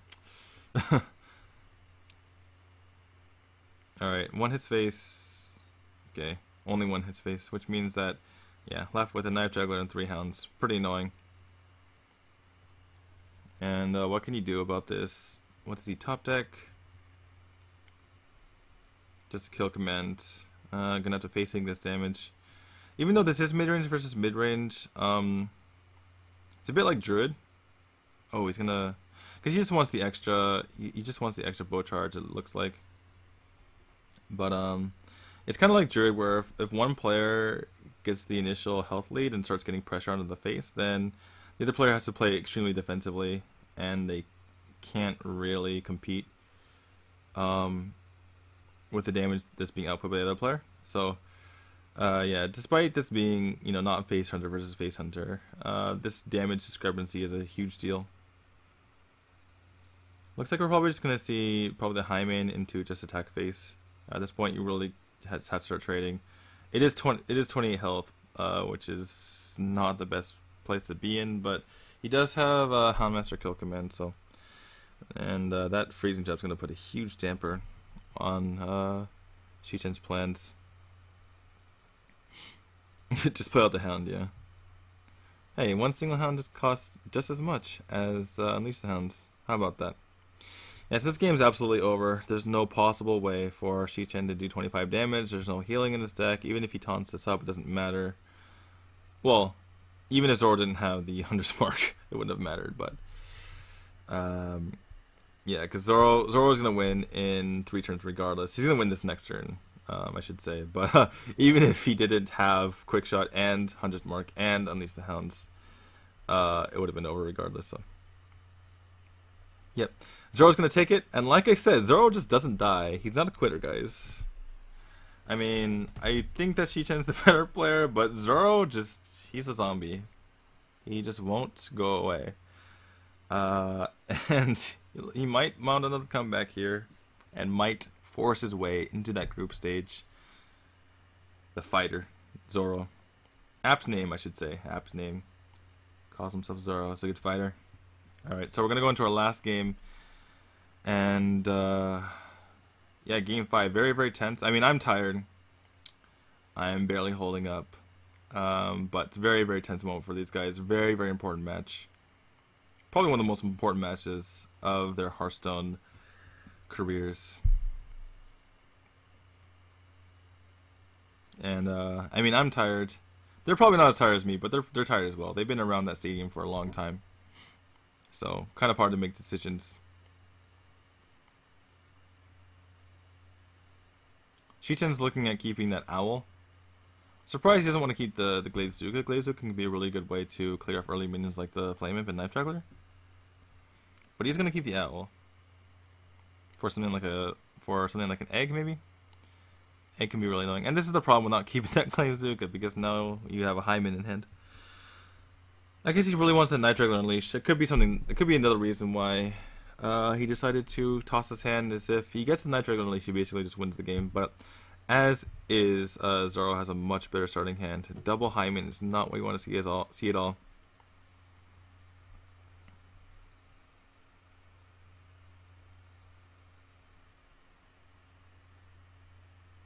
In any case, Zoro does have the Honda Creeper into Imp King Boss, into Void Caller with the Mal'Ganis in hand. Pretty good curve. The question is whether he wants to go for the Imp King Boss first, because it's more annoying, obviously, to deal with than the Creeper. He is kind of forcing himself to go into abusive Honda Creeper this coming turn, though. And Shi-Chen can't really play the Knife Juggler because it just dies to the Imp King Boss and spawns a 1/1. So it goes in Owls, which is a very sad state of affairs. But if Zoro goes face with this, he's going to clear, okay. I was going to say, if he goes face, then the Houndmaster could come up. But smartly clears the board. He is a pretty dominating position, and there's no Night Dragon Unleashed just this coming turn. The Animal Companion is a decent pickup, but if he gets Huffer, it's a real big problem.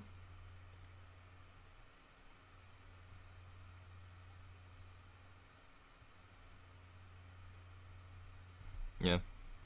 Anything but Huffer. Not something you always think about, but looks like he's thinking about going for the Naked Houndmaster. I mean, it is a guaranteed not Huffer, but still feels bad, man. I guess the other consideration is that you could go Knife Juggler into Animal Companion next turn, but what does that really accomplish? If you miss on the knife, it doesn't really do anything. I think I'd like to see you go for it with the Animal Companion. I mean, you're not a 67% chance to win this game right now anyway. So I think you have to go for it. But goes for the Houndmaster. It does contest the board pretty well, but probably Zoro doesn't care. He's just gonna play this Void Caller out and just go face. Or do that. The problem with this play is it gives your opponent 4 potential hounds. A lot of trading going on. I guess these players are a little bit... I mean, you can obviously know why they're being conservative. It's because this game is so huge. Shi-Chen gets that Explosive Trap, which is a good pickup, and immediately reaches for it, but...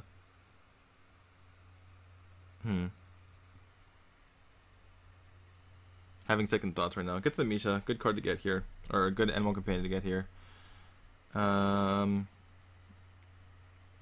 But does he play the explosive? And does Zoro know the traps in Shichen's deck? I think you do play the explosive, especially if you're running other traps. Maybe you can, yeah, you can bluff something else. And on top of that, you're almost 1000% going to play the Hyman. Unless you pick up Unleash, you're going to play the Hyman here. So, yeah, it just makes sense to... Oh, he's going to get the Mal'Ganis. Wow. Okay. Decent play. And he keeps his in-game boss alive as well. It's a lot of damage coming and doesn't even take damage to his face from the explosive trap. Shichen can play the high main, but he's going to be taking, what is that, 13, 18 damage? Yeah. Even if he knows that this high main can contest his Mal'Ganis, he's still going to go face here. I mean,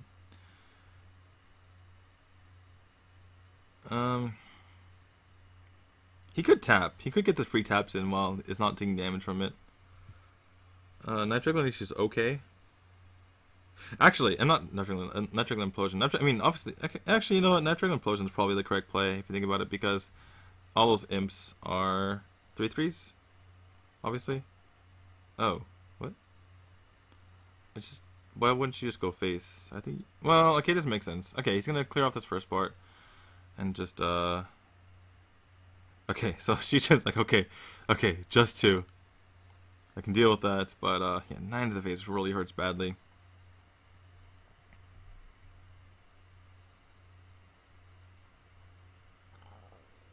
This trade makes a little bit of sense because you need a beast to enable kill command, and if he doesn't have a beast and kill command, then he's basically dead in the water. Looks like that's going to be game. There's no way for Shichen to come back from this. His dreams are dead. And Zoro, what did I say? This guy just finds a way to win. Takes a swig of that Red Bull, and Zoro will advance to the group stages tomorrow. Wow.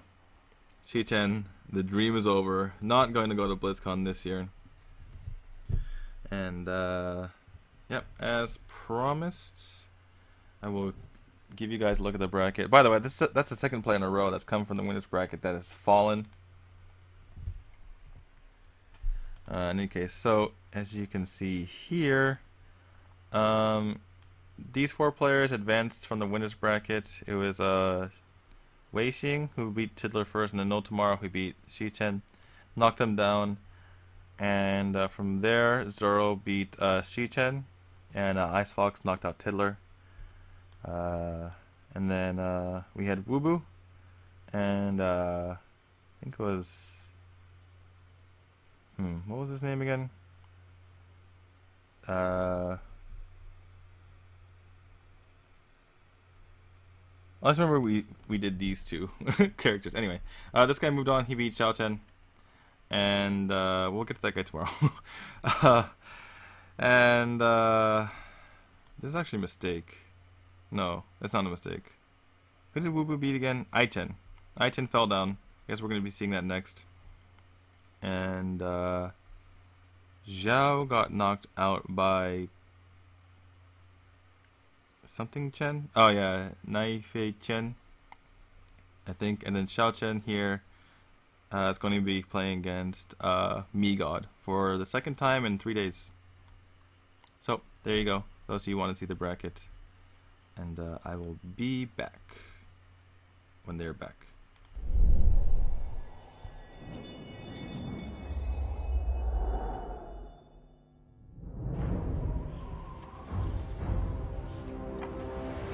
咆哮！你本该是第一个，你本该成为我的左膀右臂，可你却不识抬举。你真是鼠目寸光，来见证真正的领袖力量吧！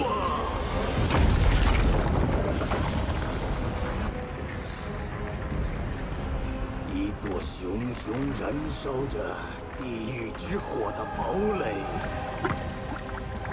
一座埋葬反抗者灵魂的坟墓，一切反抗者，他们会奋起反抗。我见识过他们的战斗力，他们无所畏惧。无论你招来多么邪恶的怪物，他们都会以坚定的决心反抗到底。他们会来的，他们会战斗，他们会用你的鲜血祭奠胜利。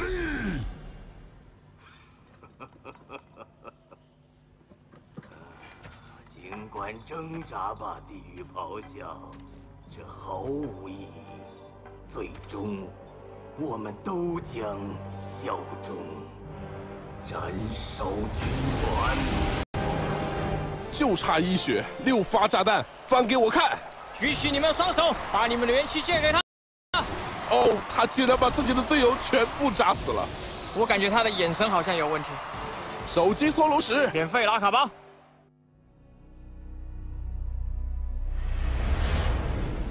作为国王，我把一生献给了崔斯特姆，全心全意服务于我的人民，而他们却恩将仇报，还说我是个疯子。现在我回来了，比以前更强大。这些所谓的英雄自以为能消灭我，但他们无法消灭已死之人。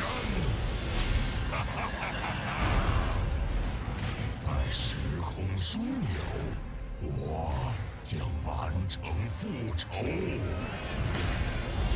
我是骷髅王莱欧瑞克，我知道哪些盟友永远不会背叛我。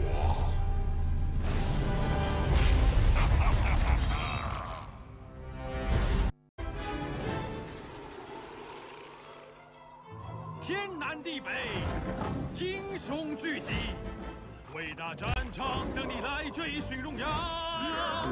战马扬起了铁蹄，带勇士冲向那宿敌。怪物将挑战你的勇气，用你的实力创造传奇。海盗们把鹦鹉来当坐骑，冠军试炼等着你。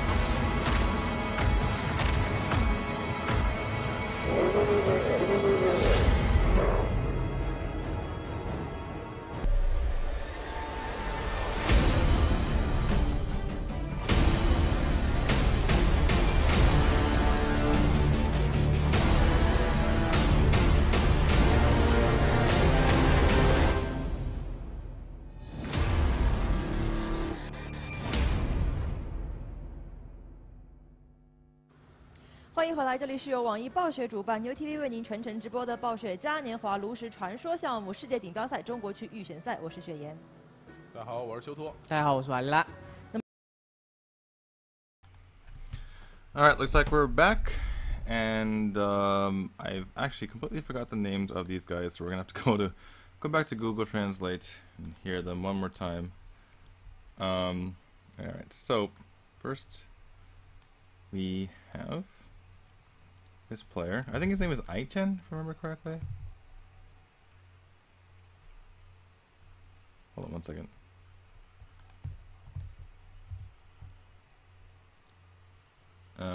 It's not changing the name. Okay, there we go. 爱陈潇怪我哥. Yeah, so Aichen versus where is that guy? Naifei Chen, I think. 乃飞天. Naifei Chen. So Aichen versus Naifei Chen. Alright. So yeah, guy on the left, Aichen, guy on the right, Naifei Chen. Guy on the left is the person who dropped from the winners bracket, and the guy on the right, Naifei Chen, advanced from the losers bracket 3-2, I believe. I'm actually forgetting completely how Aichen played. Okay, I need to look at the bracket again. I guess we can look at the bracket together before this game starts. So Aichen lost 3-1 to Wubu. I honestly don't remember that match. I remember Wubu. I remember Wubu played pretty well. I think both these players I wasn't very impressed with. Let's just say that. That's my hype for this match. I wasn't impressed with either player. Sorry about that. Any case, Naifei Chen did win. I think Naifei Chen was better than his opponent, but it was a little bit of a sloppy match. In any case, we have Zoo versus Zoo. We have the Wrathguard in Naifei Chen's deck. This is the one with the Sea Giant as well. Not much Demon Synergy, I believe, but that doesn't make sense. He has Wrathguard. I think he just has his Wrathguard for not the Demon Synergy. One of these Zoo decks today doesn't have Demon Synergy. I don't remember. It's the 11th match today. I've been casting for almost 10 hours now. Oh my goodness. Alright. In any case, we'll find out together. We'll find out together, guys. Alright, so, no turn 1 play for Naifei Chen. Aichen on the top. He has Haunted Creeper into Knife Juggler. So he's going to go for that. And going to be met by the Haunted Creeper by Naifei Chen unless he picks something else. More something the Impaler. More.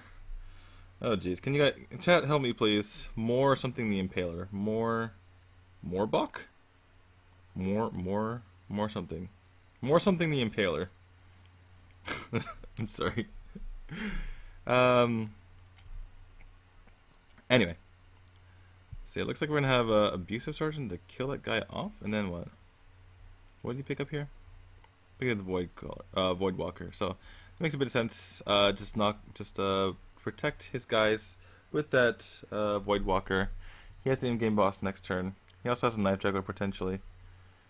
Naifei Chen's thinking about just taking the 5/5, which makes a bit of sense, but it will get killed off by the Knife Juggler. Knife Juggler Power Whelming, I should say. Gormuk, I'm sorry. Gormuk the Impaler. I was like, this doesn't make it, I'm like, Morgok? I'm like, it's not Morgok, right? Yeah, Gormuk, sorry. Gormuk the Impaler. Alright, anyway. Naifei Chen thinking long and hard about this. Obviously, this is one of the most important matches they're ever going to play, so definitely worth it to think about it for a second, but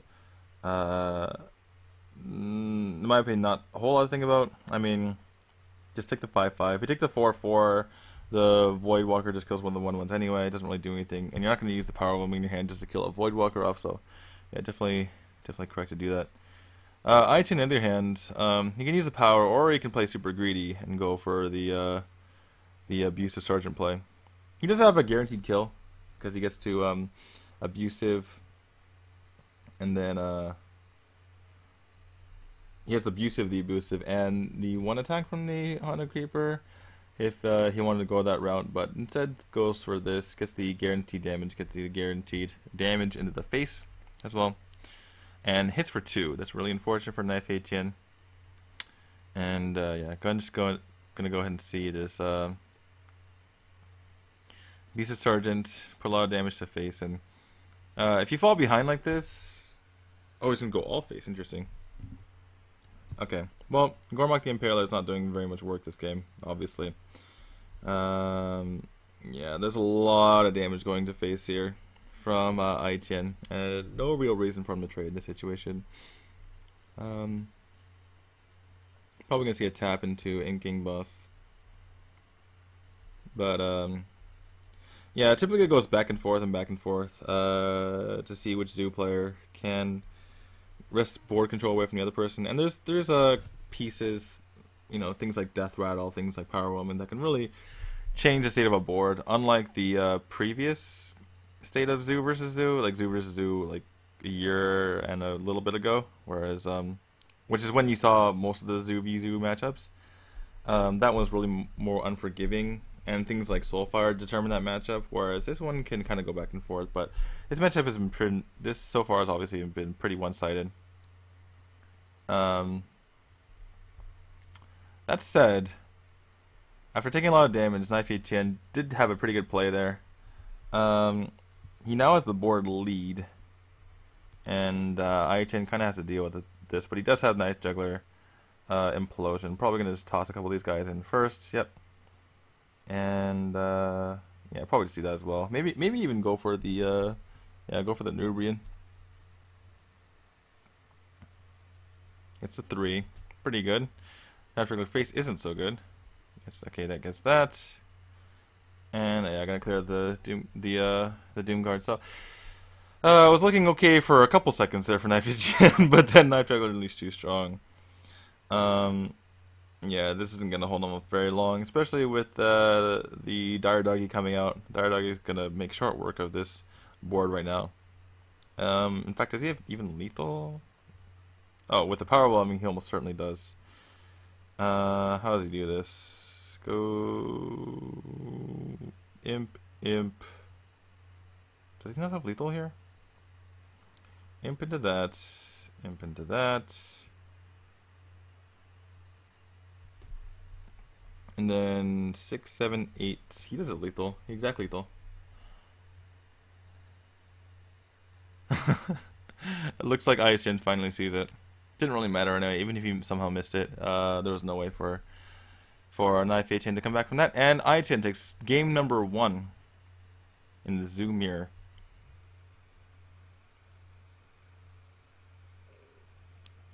How many viewers does the original stream have? There's actually 3 streams going on, like on different places, like one on Douyu, one on the stream I'm on now.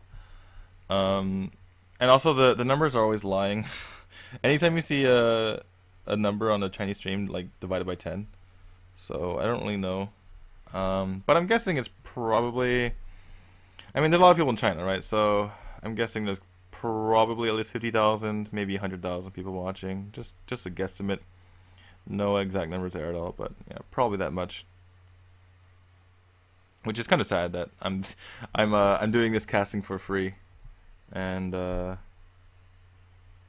bring it to you guys, and only getting like 100 or so viewers. But I'm doing what I can, bringing you guys the best of China.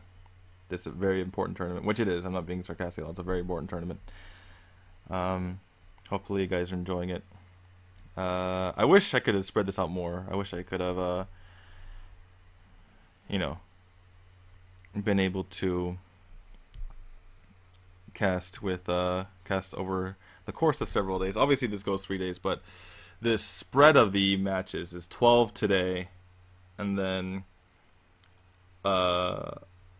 like less than 10 the next couple days. So the spread isn't working out very well for me.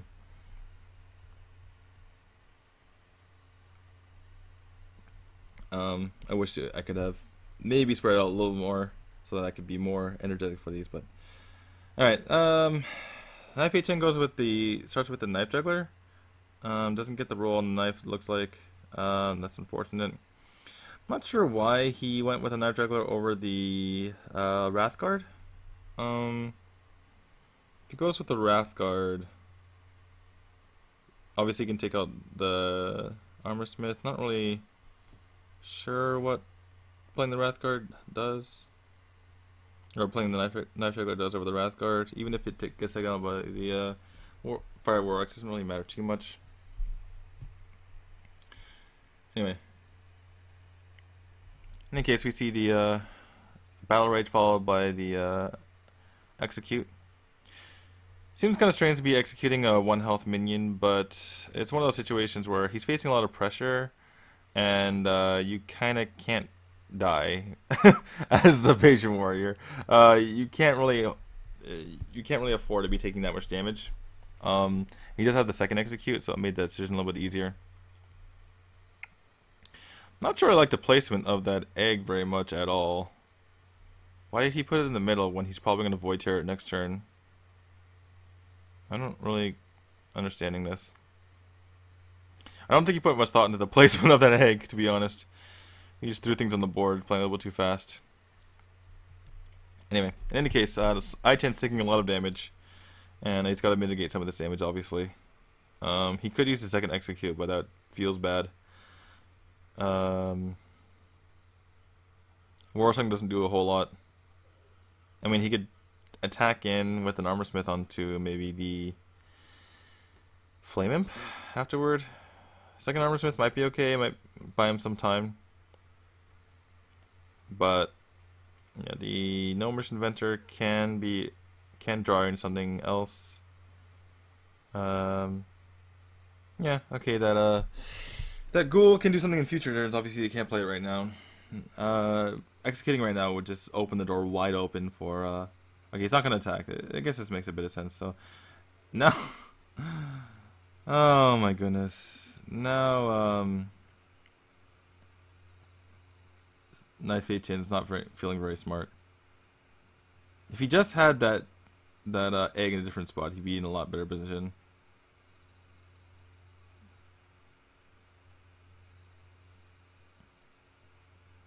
Looks like he's just gonna do it anyway.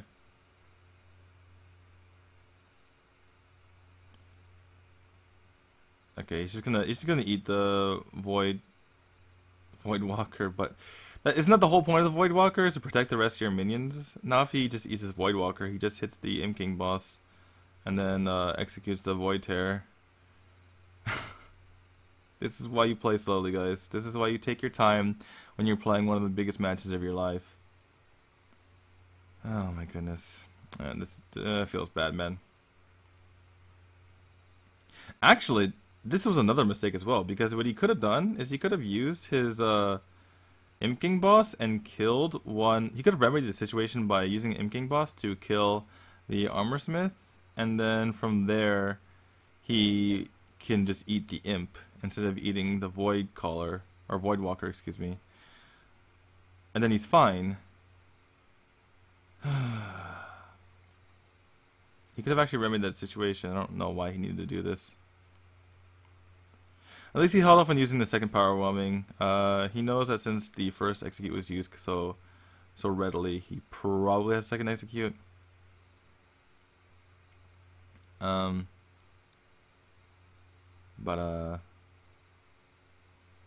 what is the purpose of playing the War Song? But why would just play the Armor Smith? What does the War Song do here?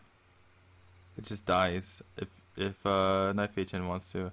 I'm sorry. I mean, I'm sorry being so critical, but I don't get it. I don't get it, guys. This is why, and then, I mean, I don't know, this is kind of why I said coming into the match I wasn't really impressed with these two players' play in the previous round, and this is why. You're kind of seeing it right now.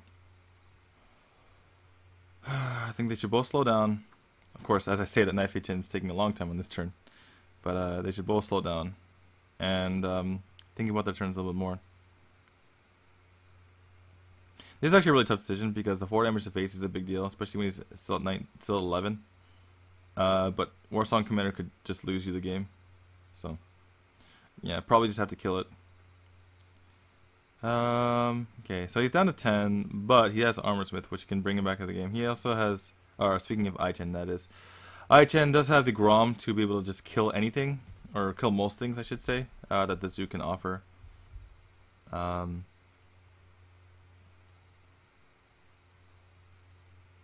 If you Deathbite the... I'm just gonna go face here. Huh. I guess he does have lethal with the Armor Smith. Alright, so... I'm sorry for the lag. Oh geez, bad timing. So yeah, obviously Knife Hitchin wanted some more damage there. He had 7 on board. Well, maybe 8. Yeah, it looks like he's gonna go ahead and just clear off this Armor Smith, put a lot of pressure on. Does the Wrath Guard kill him? Wait, he's dead on board. I mean, not dead on board, but he's dead to Grom. He just, by tapping there, he made sure he died to Grom. So this game is over. Huh. Interesting line of play there by Ai-Chen. Gets really kind of wrecked by any sort of taunt, but I guess this works out. Alright, Ai-Chen's gonna take it, I suppose. And Knife Chen is like really disgusted with that, but I mean, really what we're expecting. I mean, I don't see a situation like, why would you 1000% kill off a Knife Juggler there unless you have Grom in hand. I mean, speaking from Knife Chen's perspective, if you see him hit your face with Death Spite when you have a Knife Juggler on the board that could just die, or I mean, okay. My casting used to be enthusiastic, now I'm just kind of critical. I mean, I don't know. This match has turned into Ai-Chen is less bad than Knife Chen. Well, that's a little bit too critical of Ai-Chen actually. Ai-Chen only made one. He had an unusual play, unusual line of play there at the end, and earlier on he actually did something strange as well. But I would say Knife Chen has just overall been he's been consistently confusing me. So I would say, yeah, to give Ai-Chen a little bit more credit, I would say that he's been significantly better than Knife Chen, and not as bad.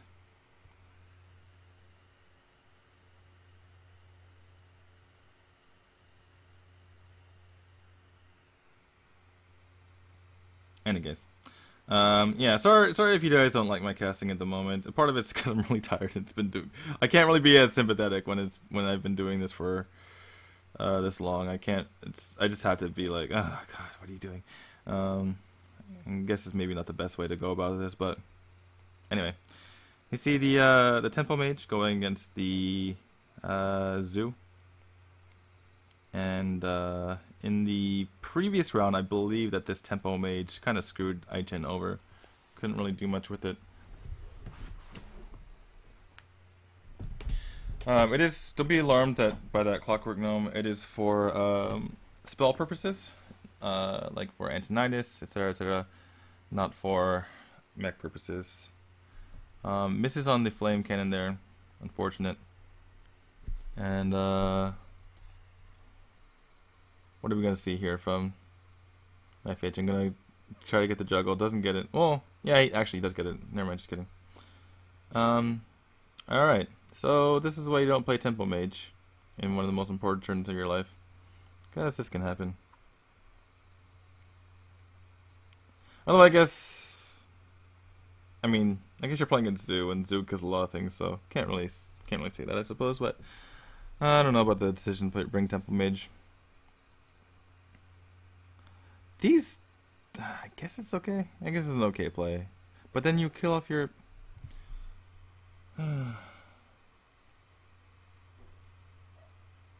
Okay, sure, fine. It's gonna work out anyway. There's no real way to deal with this. But Yeah, I guess it's fine. I guess you kill off the just Demolisher instead of killing off the he's gonna just concede. Okay, sure. I don't know how many cards that Knife Chen saw from Aichen, so I don't know how valuable it was to concede there. But if Aichen's worried about showing him more cards, then it makes a bit of sense. The game was pretty much over anyway. I mean, obviously you couldn't even clear that guy with a fireball, so pretty quick game there by Knife Chen.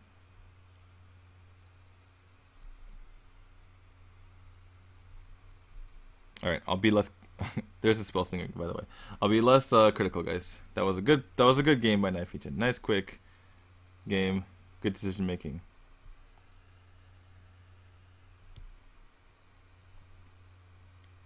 Okay, double Zombie Chow in Totem Shaman is what you want in any sort of matchup where you're trying to get early board control, or where you know you're gonna be fighting hard for early board control.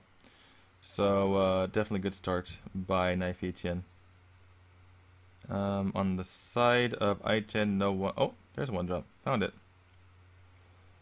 We could see double Zombie Chow here. Yeah, looks like we're gonna see double Zombie Chow, and Aichen not happy about that. Although he's probably tired too, so you don't see it in his face. He's like, "Oh, okay, sure, great, double Zombie Chow, of course." But Mad Scientist is always good, even if you're playing a Zombie Chow. Obviously he's not a hunter, so it's not like you can set off. It's not like you can kill the scientist and set off the trap with one Zombie Chow. Probably going to be looking for a healing totem on the side of Knife Chen. Let's see what he gets. Gets taunt totem. It's also pretty good. Kind of blocks your heal or protects your guys as you if Aichen puts anything on the board. Probably gonna see a spell slinger here. But yeah, I was gonna say, Aichen's not playing hunter, so not like these Zombie Chows can proc, you know, the second trap, or proc the traps from mage.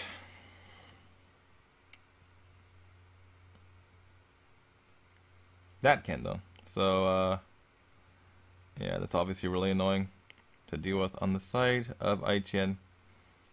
So yeah, I've been pretty critical of Knife Chen, but these last couple of games have been pretty good. I don't even know what that card is called. Blessed Champion? Blessed Champion, right? The one that he got off of Spellslinger. Counterspell, a lot better card, but I don't know if he's going to have the room to play it. At least in the next few turns. I guess he can play it right now.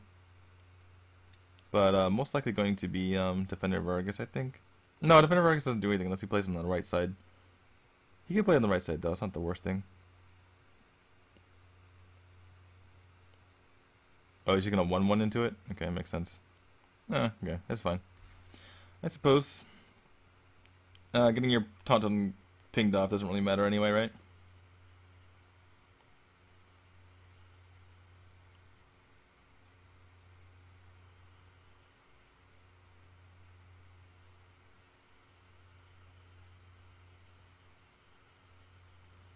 Gets a good roll on the flame cannon.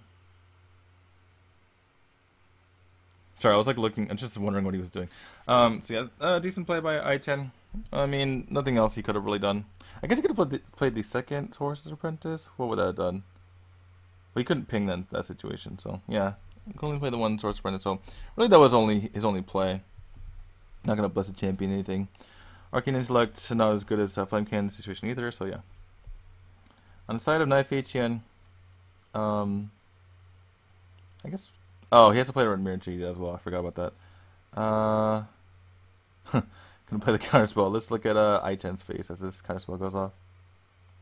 Yeah, might as well get the free kill onto that Flame Tongue Totem, rather than worry about Oh, this is gonna get. Oh, don't do it. Oh my God. Playing way too fast. You could have just used the. You could have just gone for the Rusty Horn. Mistakes were made, guys. Mistakes were made. Why are they playing so fast? This game is very important to them. I don't understand. Yeah, you see the mist. I mean, he just looks tired. Look at Aichen. He just looks really, really tired. Like he wants to go get away with or get this over with. But I mean, why would you travel here if you're gonna play so fast and not, you know, take it seriously?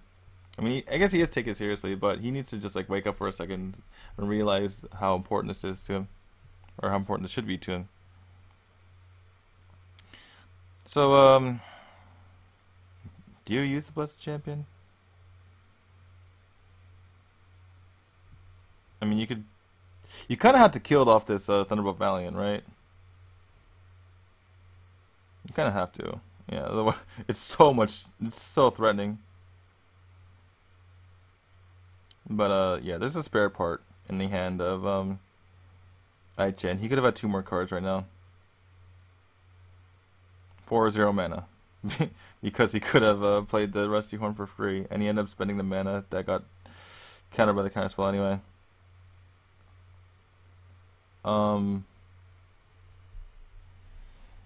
Yeah, I mean, Aichen technically still is in a position that's annoying, with respect, or as far as Knife Aichen is concerned. But yeah, that's a pretty good top deck, and he has a lot of healing. He's gonna concede. Aichen's Mage's not working out for him again. Didn't work out for him in the winner's bracket. It's not working out for him in the lower bracket. And Caster Scare is right when I'm super critical of Knife Aichen. He wins 2 games in a row really, really quickly. Aichen is not happy. I think Aichen needs to focus. He looks tired. He looks like he wants to go home, but this is a very important match for you. This is your chance to, I mean, what he's obviously good at Hearthstone. He's obviously played several, you know, like hundreds of thousands of, not hundreds of thousands, but hundreds of hours of Hearthstone. And he's gotten this far. I mean, he was in the upper bracket, which means he was top 8 points in China, which is a lot of grinding. So to throw it all away here, I mean, it's such a waste. So he really needs to just focus. That said, Temple Mage is a good matchup. Or no, it's not. It's not a good matchup versus Patron Warrior. I take it back. It's a good matchup versus Control Warrior. For some reason I thought it was Control Warrior for a second, but no, it's not at all. Yeah, that's really bad for Aichen, having that Fireworks come out. What is that? Is that is that Lightbane? What is that? I can't even tell what that is. Is that Ice Rager? I can't tell. It is Ice Rager. Okay. Alright, Ice Rager. I mean, he can still kill it. It only does 5 damage to face. It's basically 2 mana, do 5 damage to face. Which is not really worth it. I guess he figures that something's going to be killed by the Fireworks anyway. And obviously, Knife Aichen can't let that stick on the board. It's going to do 5 damage every single turn. So he might as well play that to protect something like his Sorcerer's Apprentice. This is an interesting turn. Getting the Mirror Energy out of the way. And putting a lot of pressure on the opponent to go ahead and kill that that Warsong Commander. By the way, guys, I mentioned this earlier, but the longer you cast, the more tired you get, the more you forget names. So I'm sorry if I'm sitting here being like that card, that one. Even if it's obvious, seems like obvious cards to you. If you've been thinking and talking all day, you forget even the simplest of cards.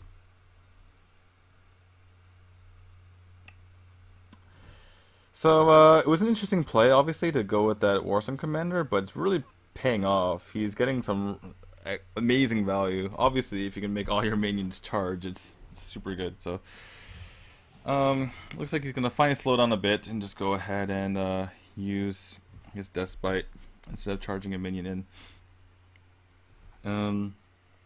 Might as well just kill this Clockwork Gnome too. I mean, the 2 damage to the face doesn't really matter.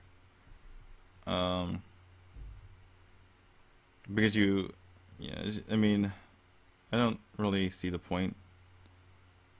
Like, yeah, you do get 2 damage to face, but you're not really racing anyway. You're just kind of tempoing him out. So, I mean, it could have maybe blown up in his face potentially, figuratively. In any case, Aichen's still holding on, playing a Shredder, which is a decent minion. But if Patron Warriors afford this much time, they're probably in a really good spot. I'll probably just draw a card here. He's thinking about maybe playing the Armor Smith.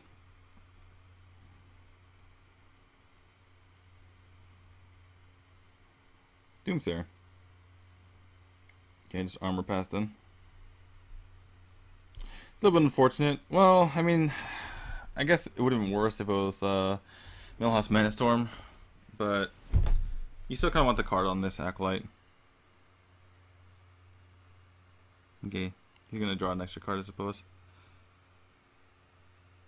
I guess the 2 mana. I guess he just wants to get rid of the 2 mana right now.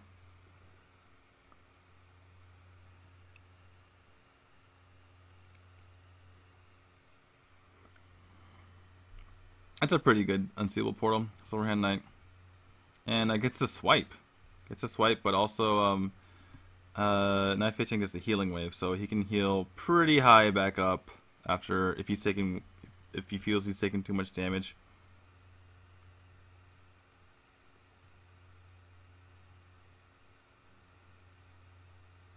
Alright, plays the Frothing on the board to contest the board. But how much damage is he facing? 3, 4, 5, plus... Oh wait, how much damage is that? Is that lethal? Wait. Is that lethal? I can't do math. Oh my god, it's exact lethal. Oh my god! He had Healing Wave. He was in such a great spot, and he just like takes his earphones out nonchalantly, like... What just happened? What just happened? Aichen takes it. Aichen advances, guys. It's gonna do it for this match. Again, sorry I seemed a little bit bored the entire time. It's not boredom, it's just fatigue. But that ending though, oh my god. Wow. The thing is, he dies to Fireball Frostboard Ping anyway. I think he should have thought about that possibility. Speaking of Knife 8 Chen, that is. He was so far ahead, he had the Healing Wave. He had Armorsmith in hand. Wow. I mean, obviously, Aichen could have Unseeable Portal something like a Rag or something even crazier, but that's one of the best. That's one of the more unlikely things that could have happened. Getting Unseeable Portal, Silverhand Knight, a guy that spawns another guy, which one of the best ways to kill it is using Deathbite, which means you're taking damage, into Spellslinger with the swipe. Wow. I can't believe that. Anyway. Last match of today coming up. I'm going to take a break and we'll be back with the final match of today.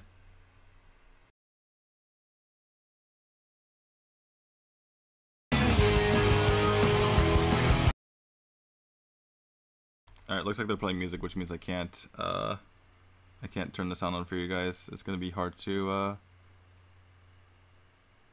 export the VODs to YouTube later if there's copyrighted music there. Sorry.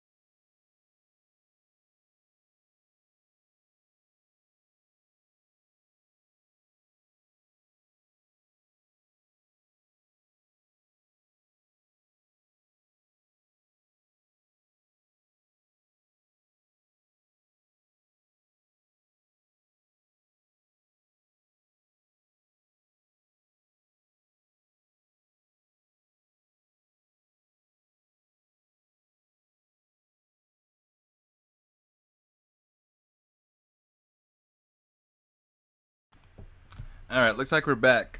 And our last match of the day, the 12th match that I'm going to be casting, is going to be none other than Chao Shen versus Miegod.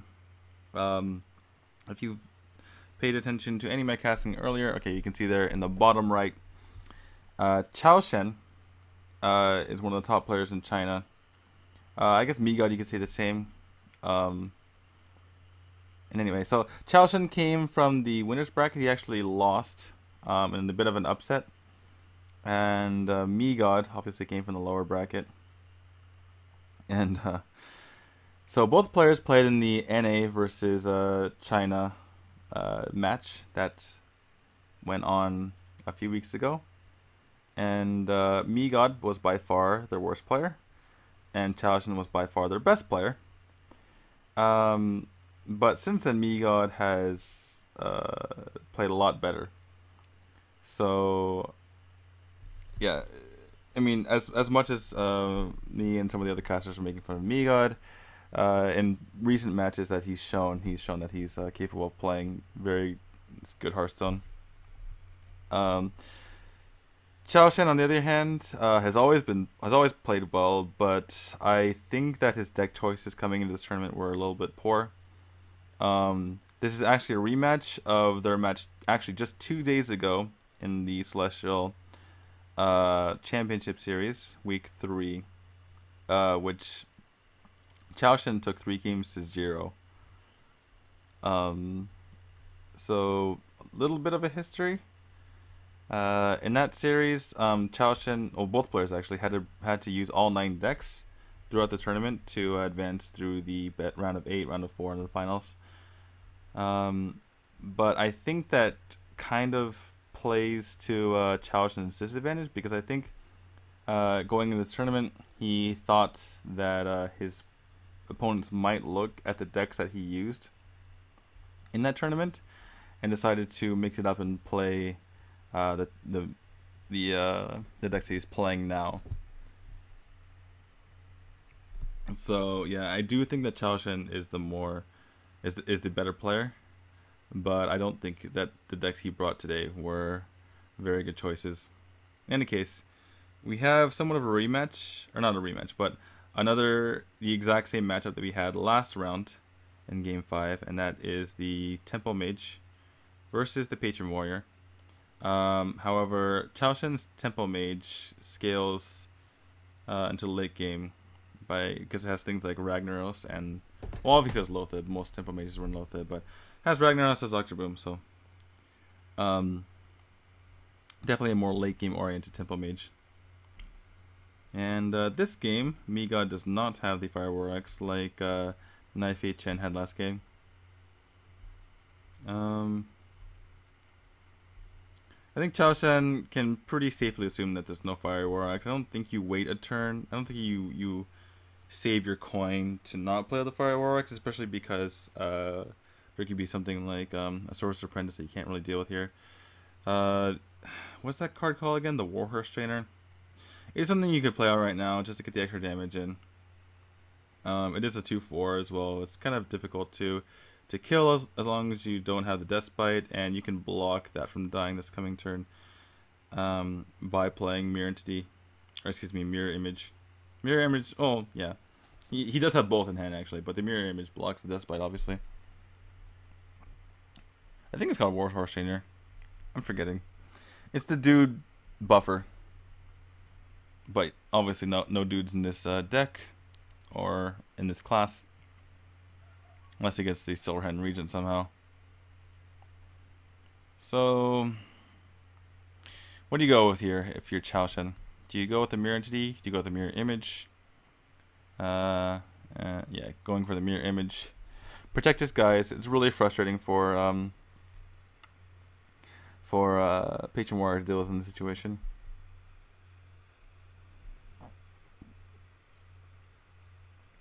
Question is he going to go for Despite anyway? Looks like it. Nope, it's going to go for the No Wish Inventor. Makes a little more sense. Chao Shen's board can't really deal with this at the moment. And it can test those Mirror Images, obviously. As for Chao Shen, what does he do here? It's kind of tough because if he takes 2 damage on this Mana Worm, say for instance if he plays the Mirror Entity and then runs a Mana Worm into Gnomish Inventor, he knows that there are plenty of things in the Patron Warrior that can deal with that. Be it the Cruel Taskmaster, be it Whirlwind, although Whirlwind's would be kind of a waste here, but something like, for instance, Inner Rage would be an okay use of an Inner Rage just to prevent the damage from going to your face. So we have a tough decision. You are losing a lot of damage by not going to face, by deciding to clear this Gnomish Inventor, but at the same time you don't want your Mirror Image to die that easily. So looks like he's just going to clear it off with a Frostbolt. Makes a bit of sense. You don't really need the Frostbolt face. Because you can because your Mirror Image is already blocking. And yeah, he's saying that if you want to spend and execute on this Mana Worm, then be my guest. But I have Dr. Boom coming up in a few turns. But yeah, he wants to keep his Mana Worm above 1 health, which is pretty important here. Also, the Mirror Entity is kind of a liability sometimes in the series because it can allow your patrons to propagate sometimes. So, yeah, not in a huge rush to play that Mirror Entity.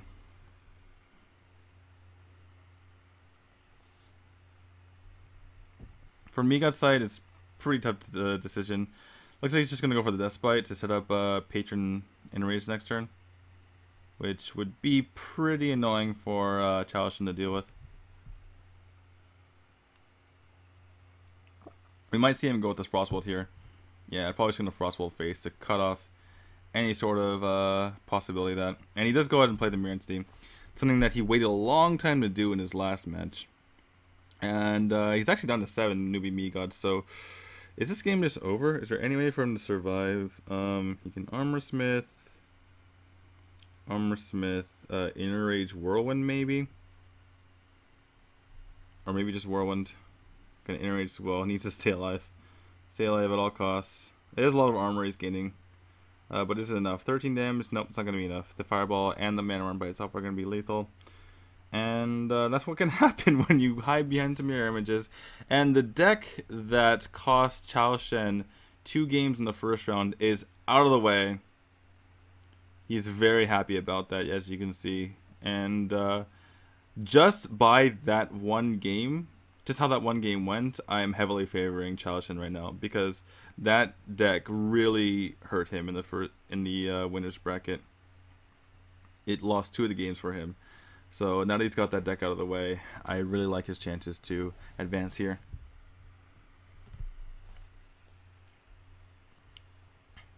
That said, he does have Face Hunter remaining, which could potentially be a liability, but I feel like that deck, I feel like Face Hunter could probably steal a win a little bit easier than the Tempo Mage could in that same situation. In any case, he's going to go with the Zoo.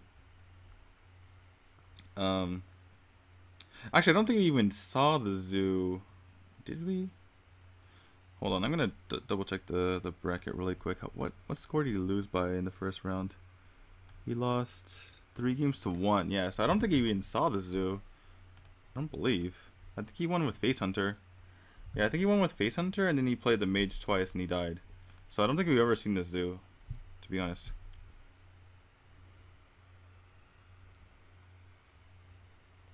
But it looks like a standard Demon Zoo.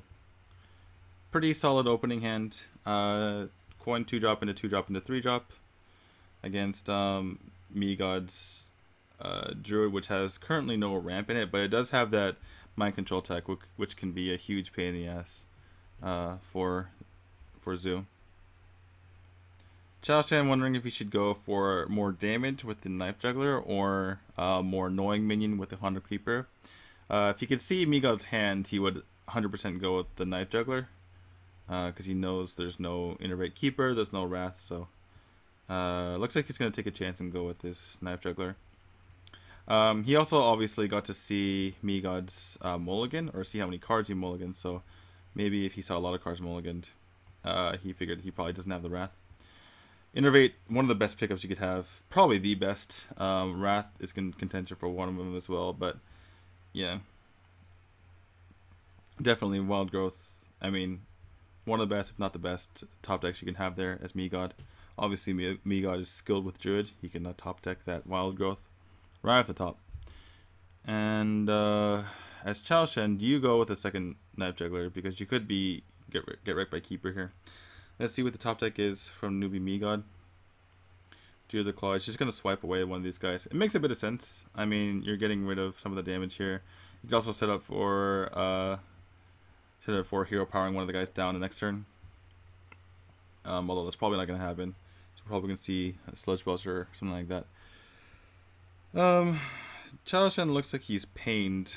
Maybe he thinks that Miegod used that swipe so cavalierly because he has 2 swipes, which makes the Imp King boss much worse, and makes something like Honda Creeper Flame Imp much better. However, if he does go with that play, then he's kind of screwing up his following turns, because the nice thing about Flame Imp is you can fit it into any situation. You can, I mean, obviously it's 1-drop, so it's much easier to fit to help, round out your curve in almost any situation. So he's thinking about this. He's thinking about whether to go with the Flame Imp or the Flame Imp Honda Creeper or the Imp King boss. This is also good anyway, even if you're worried about swipe. It does get 2 damage obviously off of the Night Jugglers. It also helps deal with future taunts better, because something like Sludge Belcher, you can trade 2 guys into it.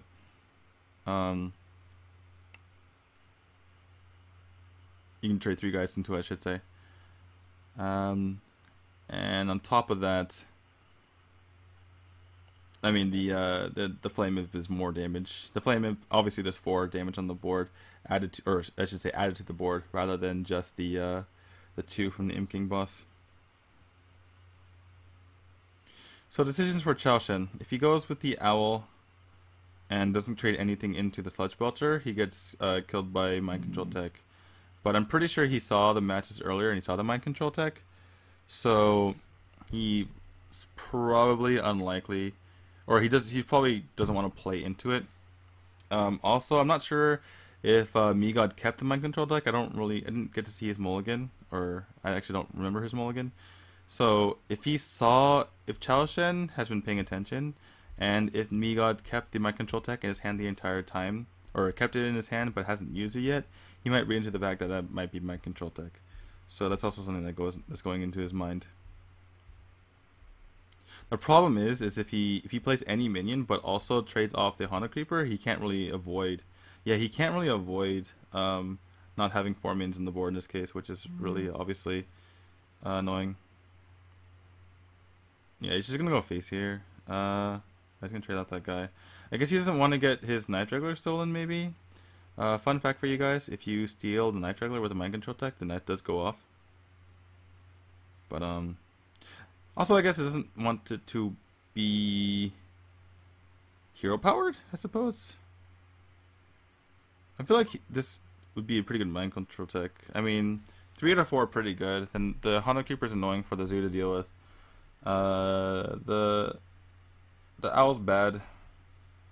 The Egg isn't good for the Druid, but it's good to take away from the Zoo. And the Flame Imp is pretty good. So I think the Mind Control Tech is probably best here. Especially because you could use your Keeper later. You also just Savant. Savant is reasonable as well. Although we are at 17, but there's only 6 damage on the board. Although 6 damage is, if he does take the 6 damage, then he goes on 11, which means something like Power Overwhelming Doomguard is pretty scary. But yeah, typically when you see Sylvanas, your immediate response is just start hitting the face. It's pretty much what the response normally is for the Zoo, or for any aggressive deck when they see Sylvanas. It's like, well, time to ignore that minion. Question is, do you go for the Ink King boss tap, or do you go for the Defender of Argus? Defender of Argus makes it very, very difficult for the Druid to deal with, but you do want to be kind of giving yourself more options in the future potentially. And the Ink King boss is also a very solid minion, obviously. From newbie Miegod's perspective, this does allow him to, next turn he can, if Chao Shen plays another minion, he can and particularly if Chao Shen just ignores his Sylvanas, what he can do, or what Miegod can do, is kill off the owl, and then hit the Nerubian, and then make sure you take something good. Although that's a pretty big gamble, because if you don't get the 4/4, then you're giving your opponent a 4/4, obviously. That's an interesting play by Chao Shen. It makes it much harder for Miegod to get value out of this mind control text. Looks like he's going to drop it right away. Interesting. Just want to see what he got first. And yeah, Chao Shen's pretty upset by that, because that was one of his prime targets for Defender Vargas.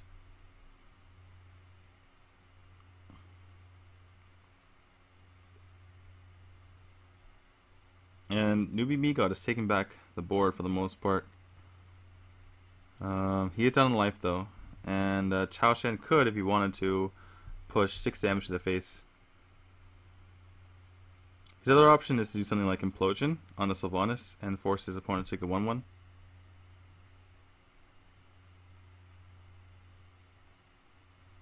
So the very worst, his opponent gets a 2/1. The worst from the perspective of Chao Shen, that is. Okay, this is a reasonable response to Sylvanas. And at 22 health, and his opponent not at 9 mana yet, he's not really in danger of dying. On the side of the newbie Miegod, I guess he goes for the taunt.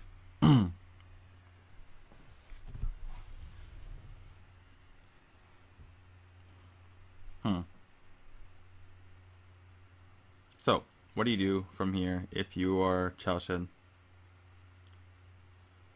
Void Color is pretty good. You are facing lethal. We're facing 26 damage if your opponent has combo. Maybe Miegod looking at how many cards are left and seeing what his chances are of drawing that Savage Roar. How many cards was that? I didn't see. Anyway. Pretty tough turn on the side of Chao Shen. Obviously, Egg plus Defender keeps him safe for the most part. Yeah, this makes a lot of sense. You do this first, and then next turn you go Void Caller Defender Vargas, and this also puts the pressure on your opponent. Well, I guess he is at 12, so it's kind of hard for him to die. This is a solid play by newbie Miegod, by the way. Just go for the Loatheb and the Shredder. You're almost certainly not going to die. You can't. I mean, obviously power overwhelming plus Doom Guard is not possible. Neither is double power. So yeah, I would definitely support this in lieu of going for the Dr. Boom. You put just as much power on the board anyway.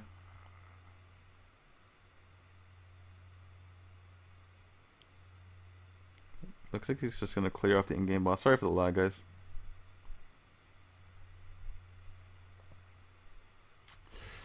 Huh. So, what are we going to see out of Chao Shen? I am assuming we're going to see something. We're going to see the Void Call this turn, because you really want to get the Mal'Ganis out. I mean, obviously you can play Mal'Ganis next turn. But getting, like, popping it out at an inopportune time for your opponent would be really, really nice. Especially because maybe you can use it. You can get a 3/3 imp off of that to use next turn. The problem is, what do you actually buff? If you buff the Defender and run it in, you're not getting much defense against combo. Is there any way to survive against combo? There might not be. Yeah, with this much damage on the board, even if you put the biggest wall up, I think this might be impossible to defend against combo. I haven't really done the math though, especially because I don't know what kind of wall he's trying to put up. Although that's kind of the problem, right? You don't know what kind of wall to put up because you don't know. You're trying to like do the math on how your opponent could potentially combo. But Chao Shen is very, very good at math. He's one of the. He is. I mean, obviously it's just arithmetic, but oh, that's a huge card. That Big Game Hunter is going to cause problems. Wow, that's unfortunate. Top deck Big Game Hunter. Yeah, he's not happy. He started reaching for that Force of Nature right away, but he doesn't have room on the board. He is a bit worried about dying, but as long as he clears the board, he should be fine. Although I guess he can't clear the board. Wait, what is he doing? Why is he attacking with that? I guess he's gonna hit the Shredder into it. Into the Nerubian, that is. I guess he's just gonna go for the two Treants, I suppose. This leaves his opponent with 2 power on board, which makes it hard. Obviously. Oh, Flame Tongue. That's a card. That just happened. Wow. That's pretty fortunate for Miegod. I was like, wait a second, that egg can attack now. Yeah, so a really horrible spot for Chao Shen. Doomguard is a nice draw, but probably too little too late. Well, he is at 22 health, so that's the thing. He could Haunted Creeper Doomguard tap and still not be dead. He just saw Force in Nature. He would be dead to Savage Roar, most likely. I haven't done the math, but probably. What is that? 9, 13, 15 plus 12. Yeah, easily. So, the question is, what do you kill with the Doomguard or just go face? I think going face might be the answer, but then Miegod can Totem Hop, which is something you don't usually, something you can't usually say about Druid is being able to Totem Hop. I guess not hopping totems, but you're hopping creatures off the totem. Definitely a tough decision for Chao Shen. And this is actually a big deal because you really don't want your Zoo to be losing to Druid, one of the more favorable matchups. Ooh, Doomguard. Did you just go face here? Yeah, once you draw the second Doomguard, you just go face. Okay, so Miegod can heal now. Without that draw, though, he might have been dead. But he's not getting much damage to face, so Chao Shen does have a bit of time.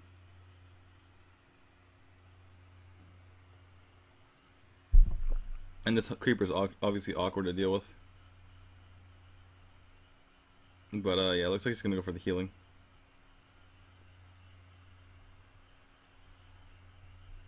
Chao Shen does not like to see that. That was really one of the only things that could have saved Miegod. He just seeing the animation now of the the lower coming, and he picks up the power overwhelming. Oh my goodness. The ordering is so bad. What is he facing down? He's facing down 17 damage, 18 damage.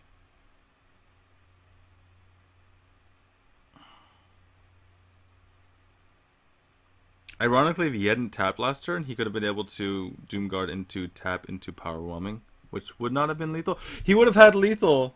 No, wait. No, he couldn't have tapped twice, obviously. My goodness. Did he just go face here? No, he has... Oh, no. Miegod has 18 on board. That's right.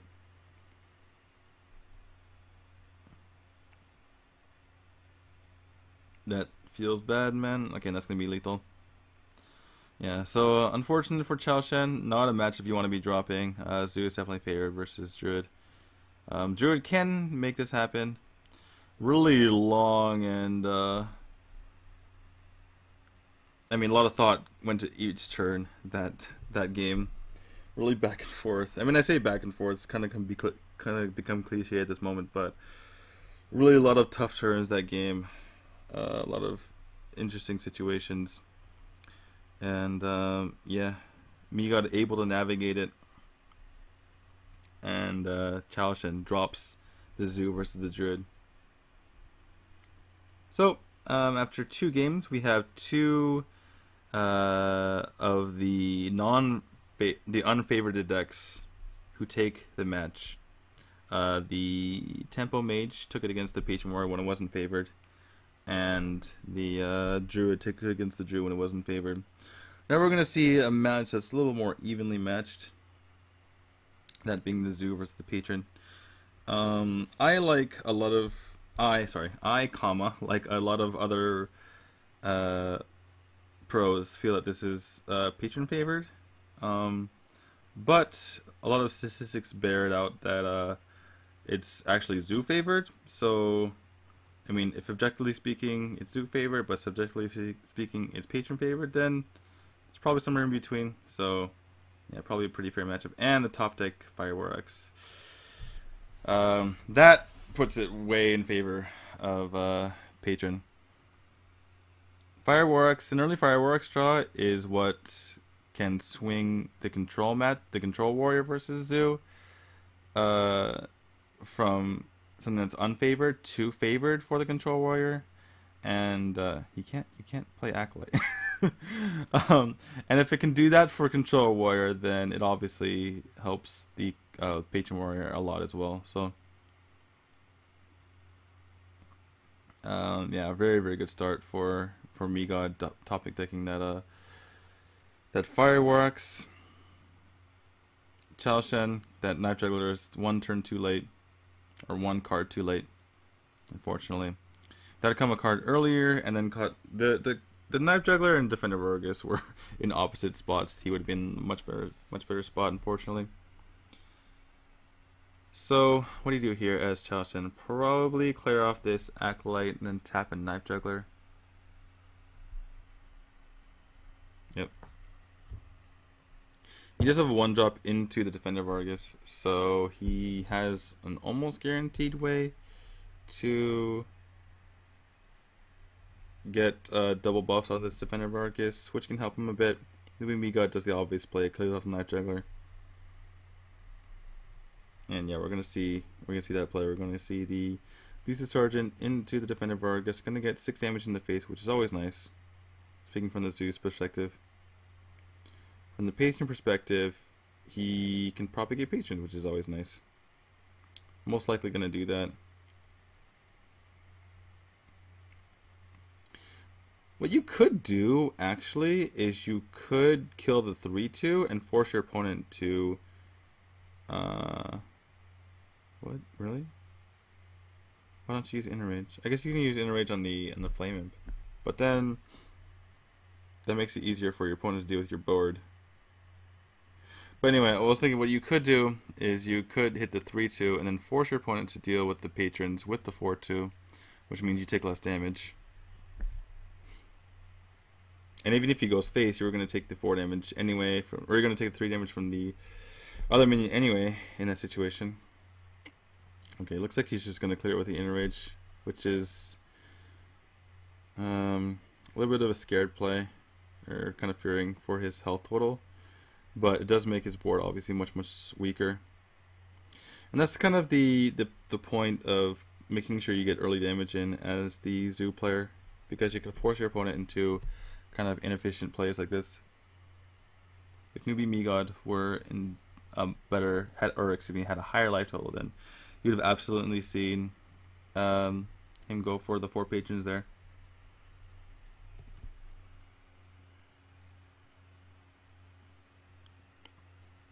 From Chao Shen's side, I could see something like going for the Abusive Sergeant, kill the 3/3, and then owl the Grim Patron. You've already seen 2 weapons out of your opponent, so unless he has something like Cruel Task, I mean, Miegod does have the Unseeable Ghoul in hand, but at least on board, the owl would contest the 3/2. Because the owl just dies to the 3/3, it's kind of annoying even if it doesn't propagate more patrons. Okay, looks like he's just going to go for the Doom Guard. Makes a bit of sense. Clears the board. But, this is kind of strange to me, because Miegod, after being so concerned with his life total before, now he's going to take a risk by playing the Thorson.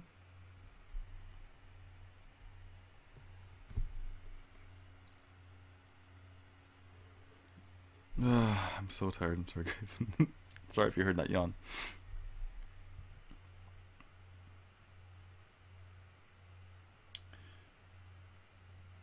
Chao Shen is actually incredulous at that power whelming, because if he had not discarded the other power whelming, he had lethal right here. Although part of the reason Miegod did play the Thorson is because he saw the power whelming get discarded. I think we might see Chao Shen go for an owl play here, and just press damage to face. But then he could just die to a reverse OTK.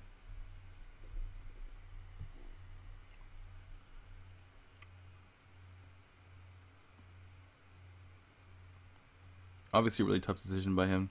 I think you kind of have to go for the owl though. Although the owl could be used on an unstable goal. He doesn't know obviously what's in Miegod's hand.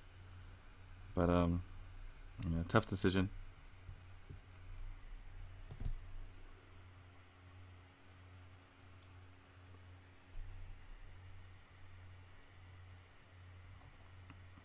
Looks like he might hold on to the owl. I guess he feels that this game is not going to go along and very long anyway, so this next coming discount is not going to matter.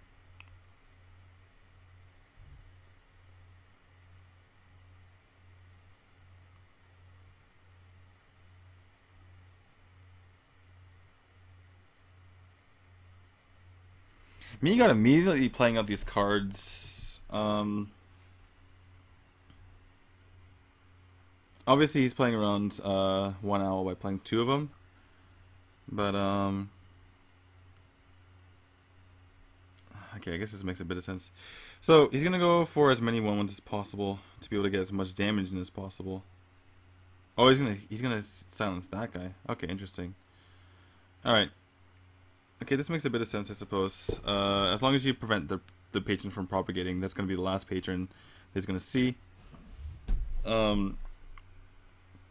And next turn he can Mal'Ganis to put a lot of damage in, but he didn't owl the unstable goals, which means it's going to have a hard time getting through.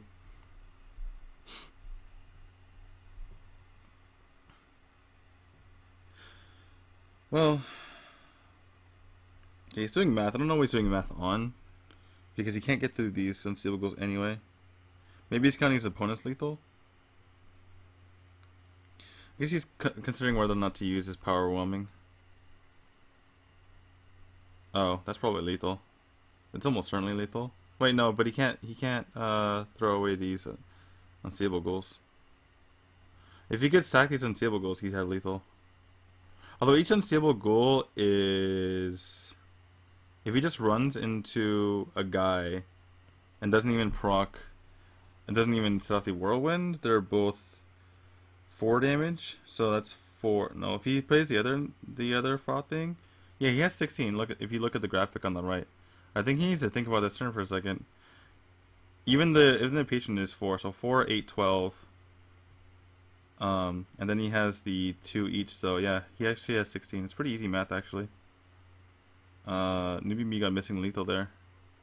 Missing pretty easily lethal. I mean, it seems strange, but I mean, if you're experienced with patron, it's something that you're pretty used to.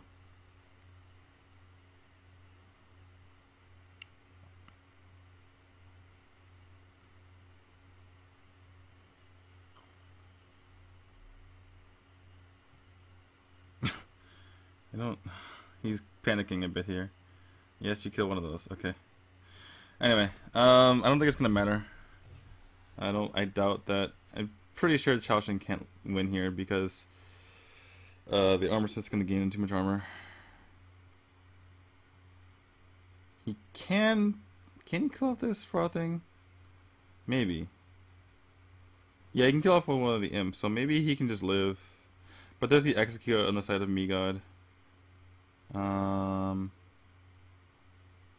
That is a lot of armor though, unfortunately. For wait, does the guy get the 3/3 first or no? I've never seen this interaction before. Okay, he gets the 3/3 first. That's a lot of 3/3s though.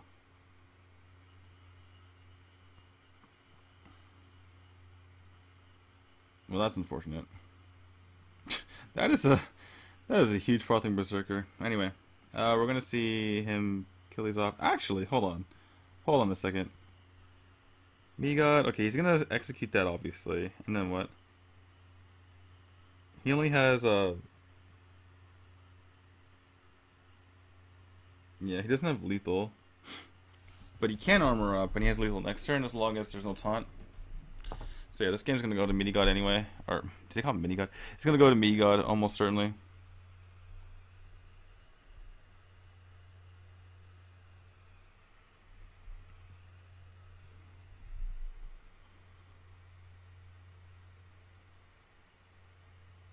Alright, Charleston needs to top deck something.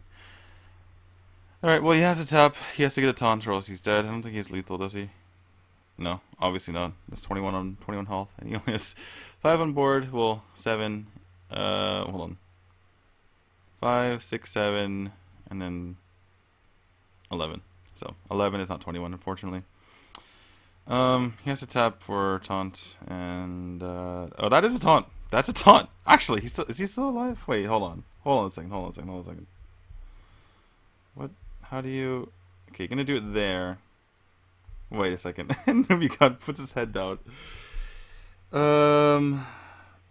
Can he?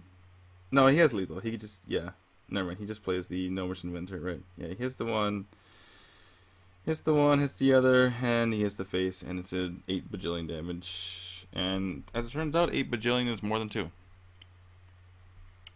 So, are we gonna see the upset? Are we gonna see the upset? Miegod over Chao Shen. Chao Shen's honestly one of China's best players, so it'd be kind of upsetting. No pun intended, to see Miegod win. Miegod is definitely decent. He's definitely much better than he showed at the NA versus CN qualifiers, but Chao Shen's one of the best players in China, honestly, so this would be quite the upset, both on paper and in my heart. Any case, 2-1 to Miegod. His final deck is, what is his final deck? Warlock? No, Hunter. Wait, no. Warlock. Zulok. I can't remember. It's been a long day.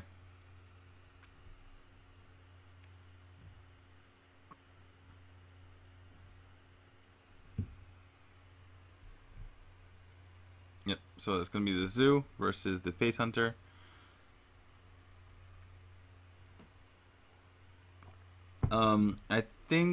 I forgot if Miegod played multiple games with his Zoo in the first round.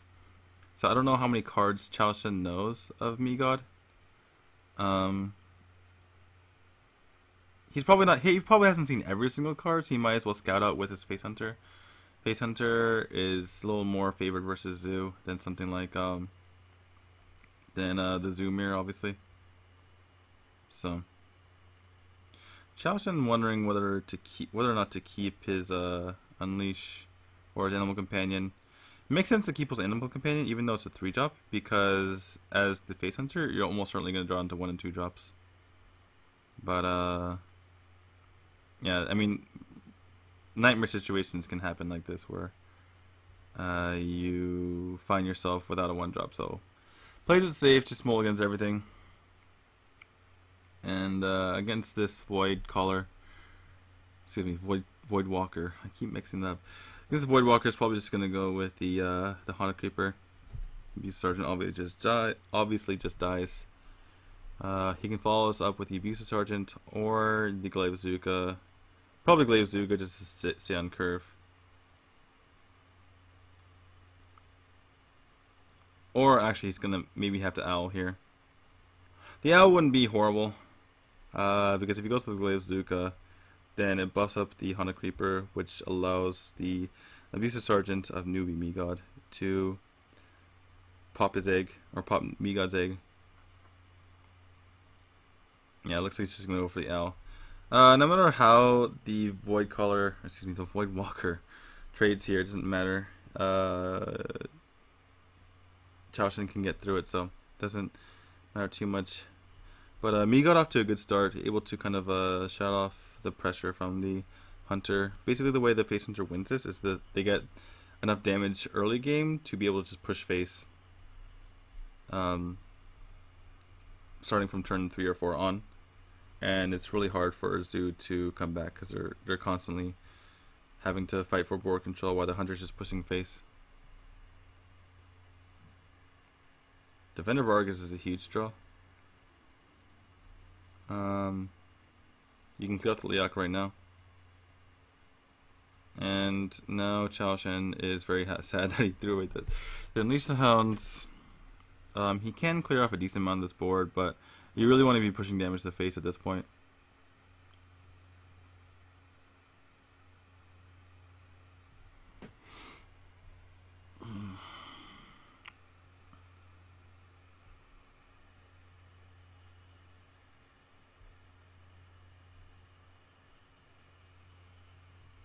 So looking on the side of Chao Shen, I think one of the only plays, I think it's gonna have to be Eagle Hornbow and Abusive Sergeant. Glazuka doesn't really make much sense. I guess Glazuka plus Quick Shot makes a bit of sense. You can throw away your creeper first, then play the Quick Shot, then play the Glazuka, and then kill off one of the imps. But then your board gets cleared. But then you can kill off the Defender Argus. But then you have to top deck something at that point. So kind of tough choice. The other move obviously is to go with the combo. He needs to swing into the 1/1 though. Strangely enough, he's taking extra damage here, unless he doesn't play the Abusive Sergeant, which I guess is okay. Yeah, Chao Shen not very happy, obviously.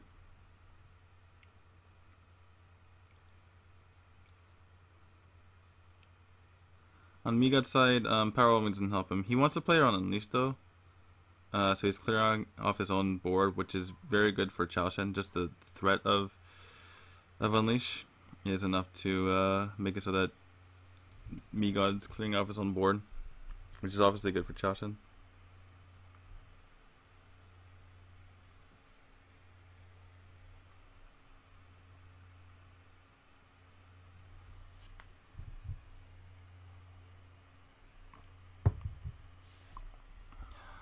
Quick Shot's not a very good card here. You want more minions. So yeah, if you're on turn 5 as the Face Hunter and you've only done, actually you haven't even done any damage, it's been Miegod who just tapped. You're in a rough spot. You need to be pushing. You needed to be pushing damage about 2 turns ago. So yeah, that's why you see his hand. His hand's kind of like, what the hell do I do here? Quickshot doesn't really develop the board. Arcane Golem dies to the Abusive Sergeant and gives your opponent 1 mana. Would actually enable Dr. Boom this coming turn, which would be really sad. So, what you could quick shot one of these guys and then play Arcane Golem. Hope your opponent doesn't have an answer for it. Yeah, it looks like that's what he's gonna do. Or he could just go face. Yeah, look, that makes a bit of sense. He does have a bunch of burn in hand, and probably clearing off the 2 minions on the board is a little bit too much effort to go through. But Dr. Boom is going to hit the board. Gonna see a trade. Chao Shen down to 20. He's facing 11 plus, obviously the Boombot hits. So 11 also plus the Power Woman in hand, which means that Miegod has 15. What's that card he's holding? A 2/2? Is that Mad Scientist? It's Mad Scientist, okay. Yeah, Mad Scientist is pretty late. Not a card you want to see seeing at this moment. Looks like he's just going to go for the Bear Trap, or... Oh, no, he's just going to go face, okay. Yeah, kind of have to push damage to face, but he is at 15. Gonna see Owl out of Miegod. Probably kill off your own Boombots too. Actually, how much damage is this? That's 12, 13, 14, 15. Is that lethal? It is lethal. Wait, what? No, it's almost lethal. If this Boombot hits face, it's lethal. But he's not going to do it.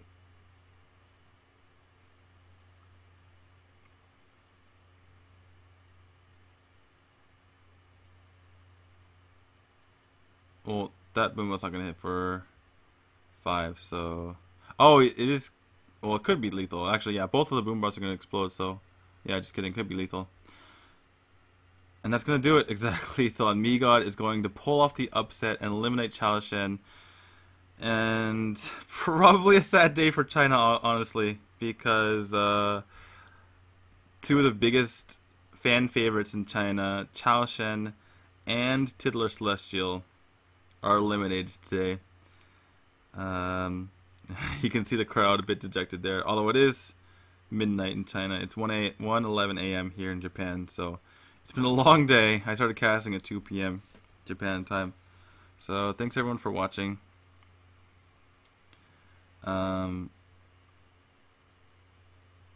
Yeah, I'm pretty stunned.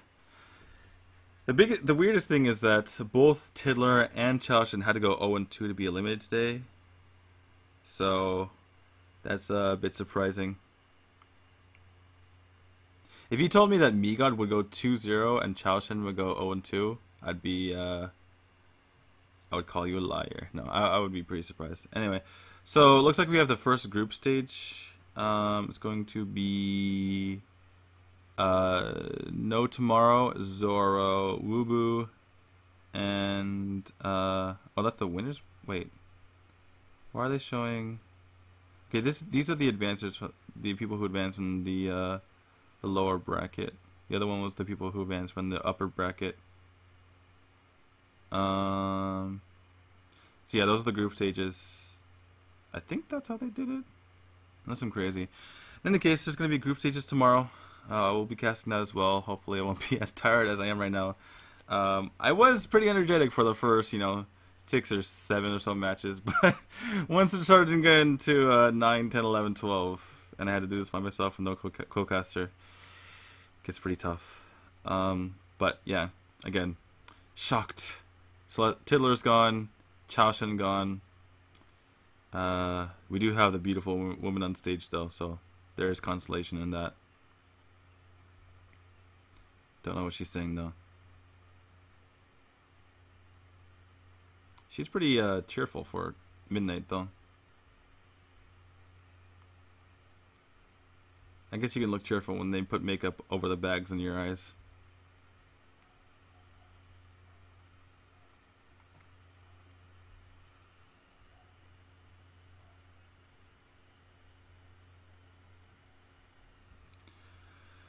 You're welcome, guys. Thanks for stopping by. And yeah, I'm gonna be casting tomorrow. Tomorrow is going to start at 5 p.m. Japan time. So yeah, tune in if you can. Go look up. The camera keeps hitting that sign. They need to fix the trajectory of that camera. Anyway, we have some good players left. No one with the name recognition of Tiddler or even Chaoshen though, unfortunately. Yeah. Goodbye hype. Goodbye hype, unfortunately. I'm gonna cry. Anyway, yeah, I'll be casting tomorrow, I'll be casting the day after that, so tune in on those days. It is 1:15 in the morning, so I'm probably not gonna be able to upload these to YouTube very quickly.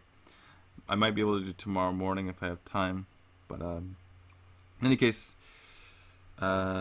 maybe check into my YouTube channel a few days from now to see if those are up. And again, thanks for stopping by, and I will see you guys tomorrow.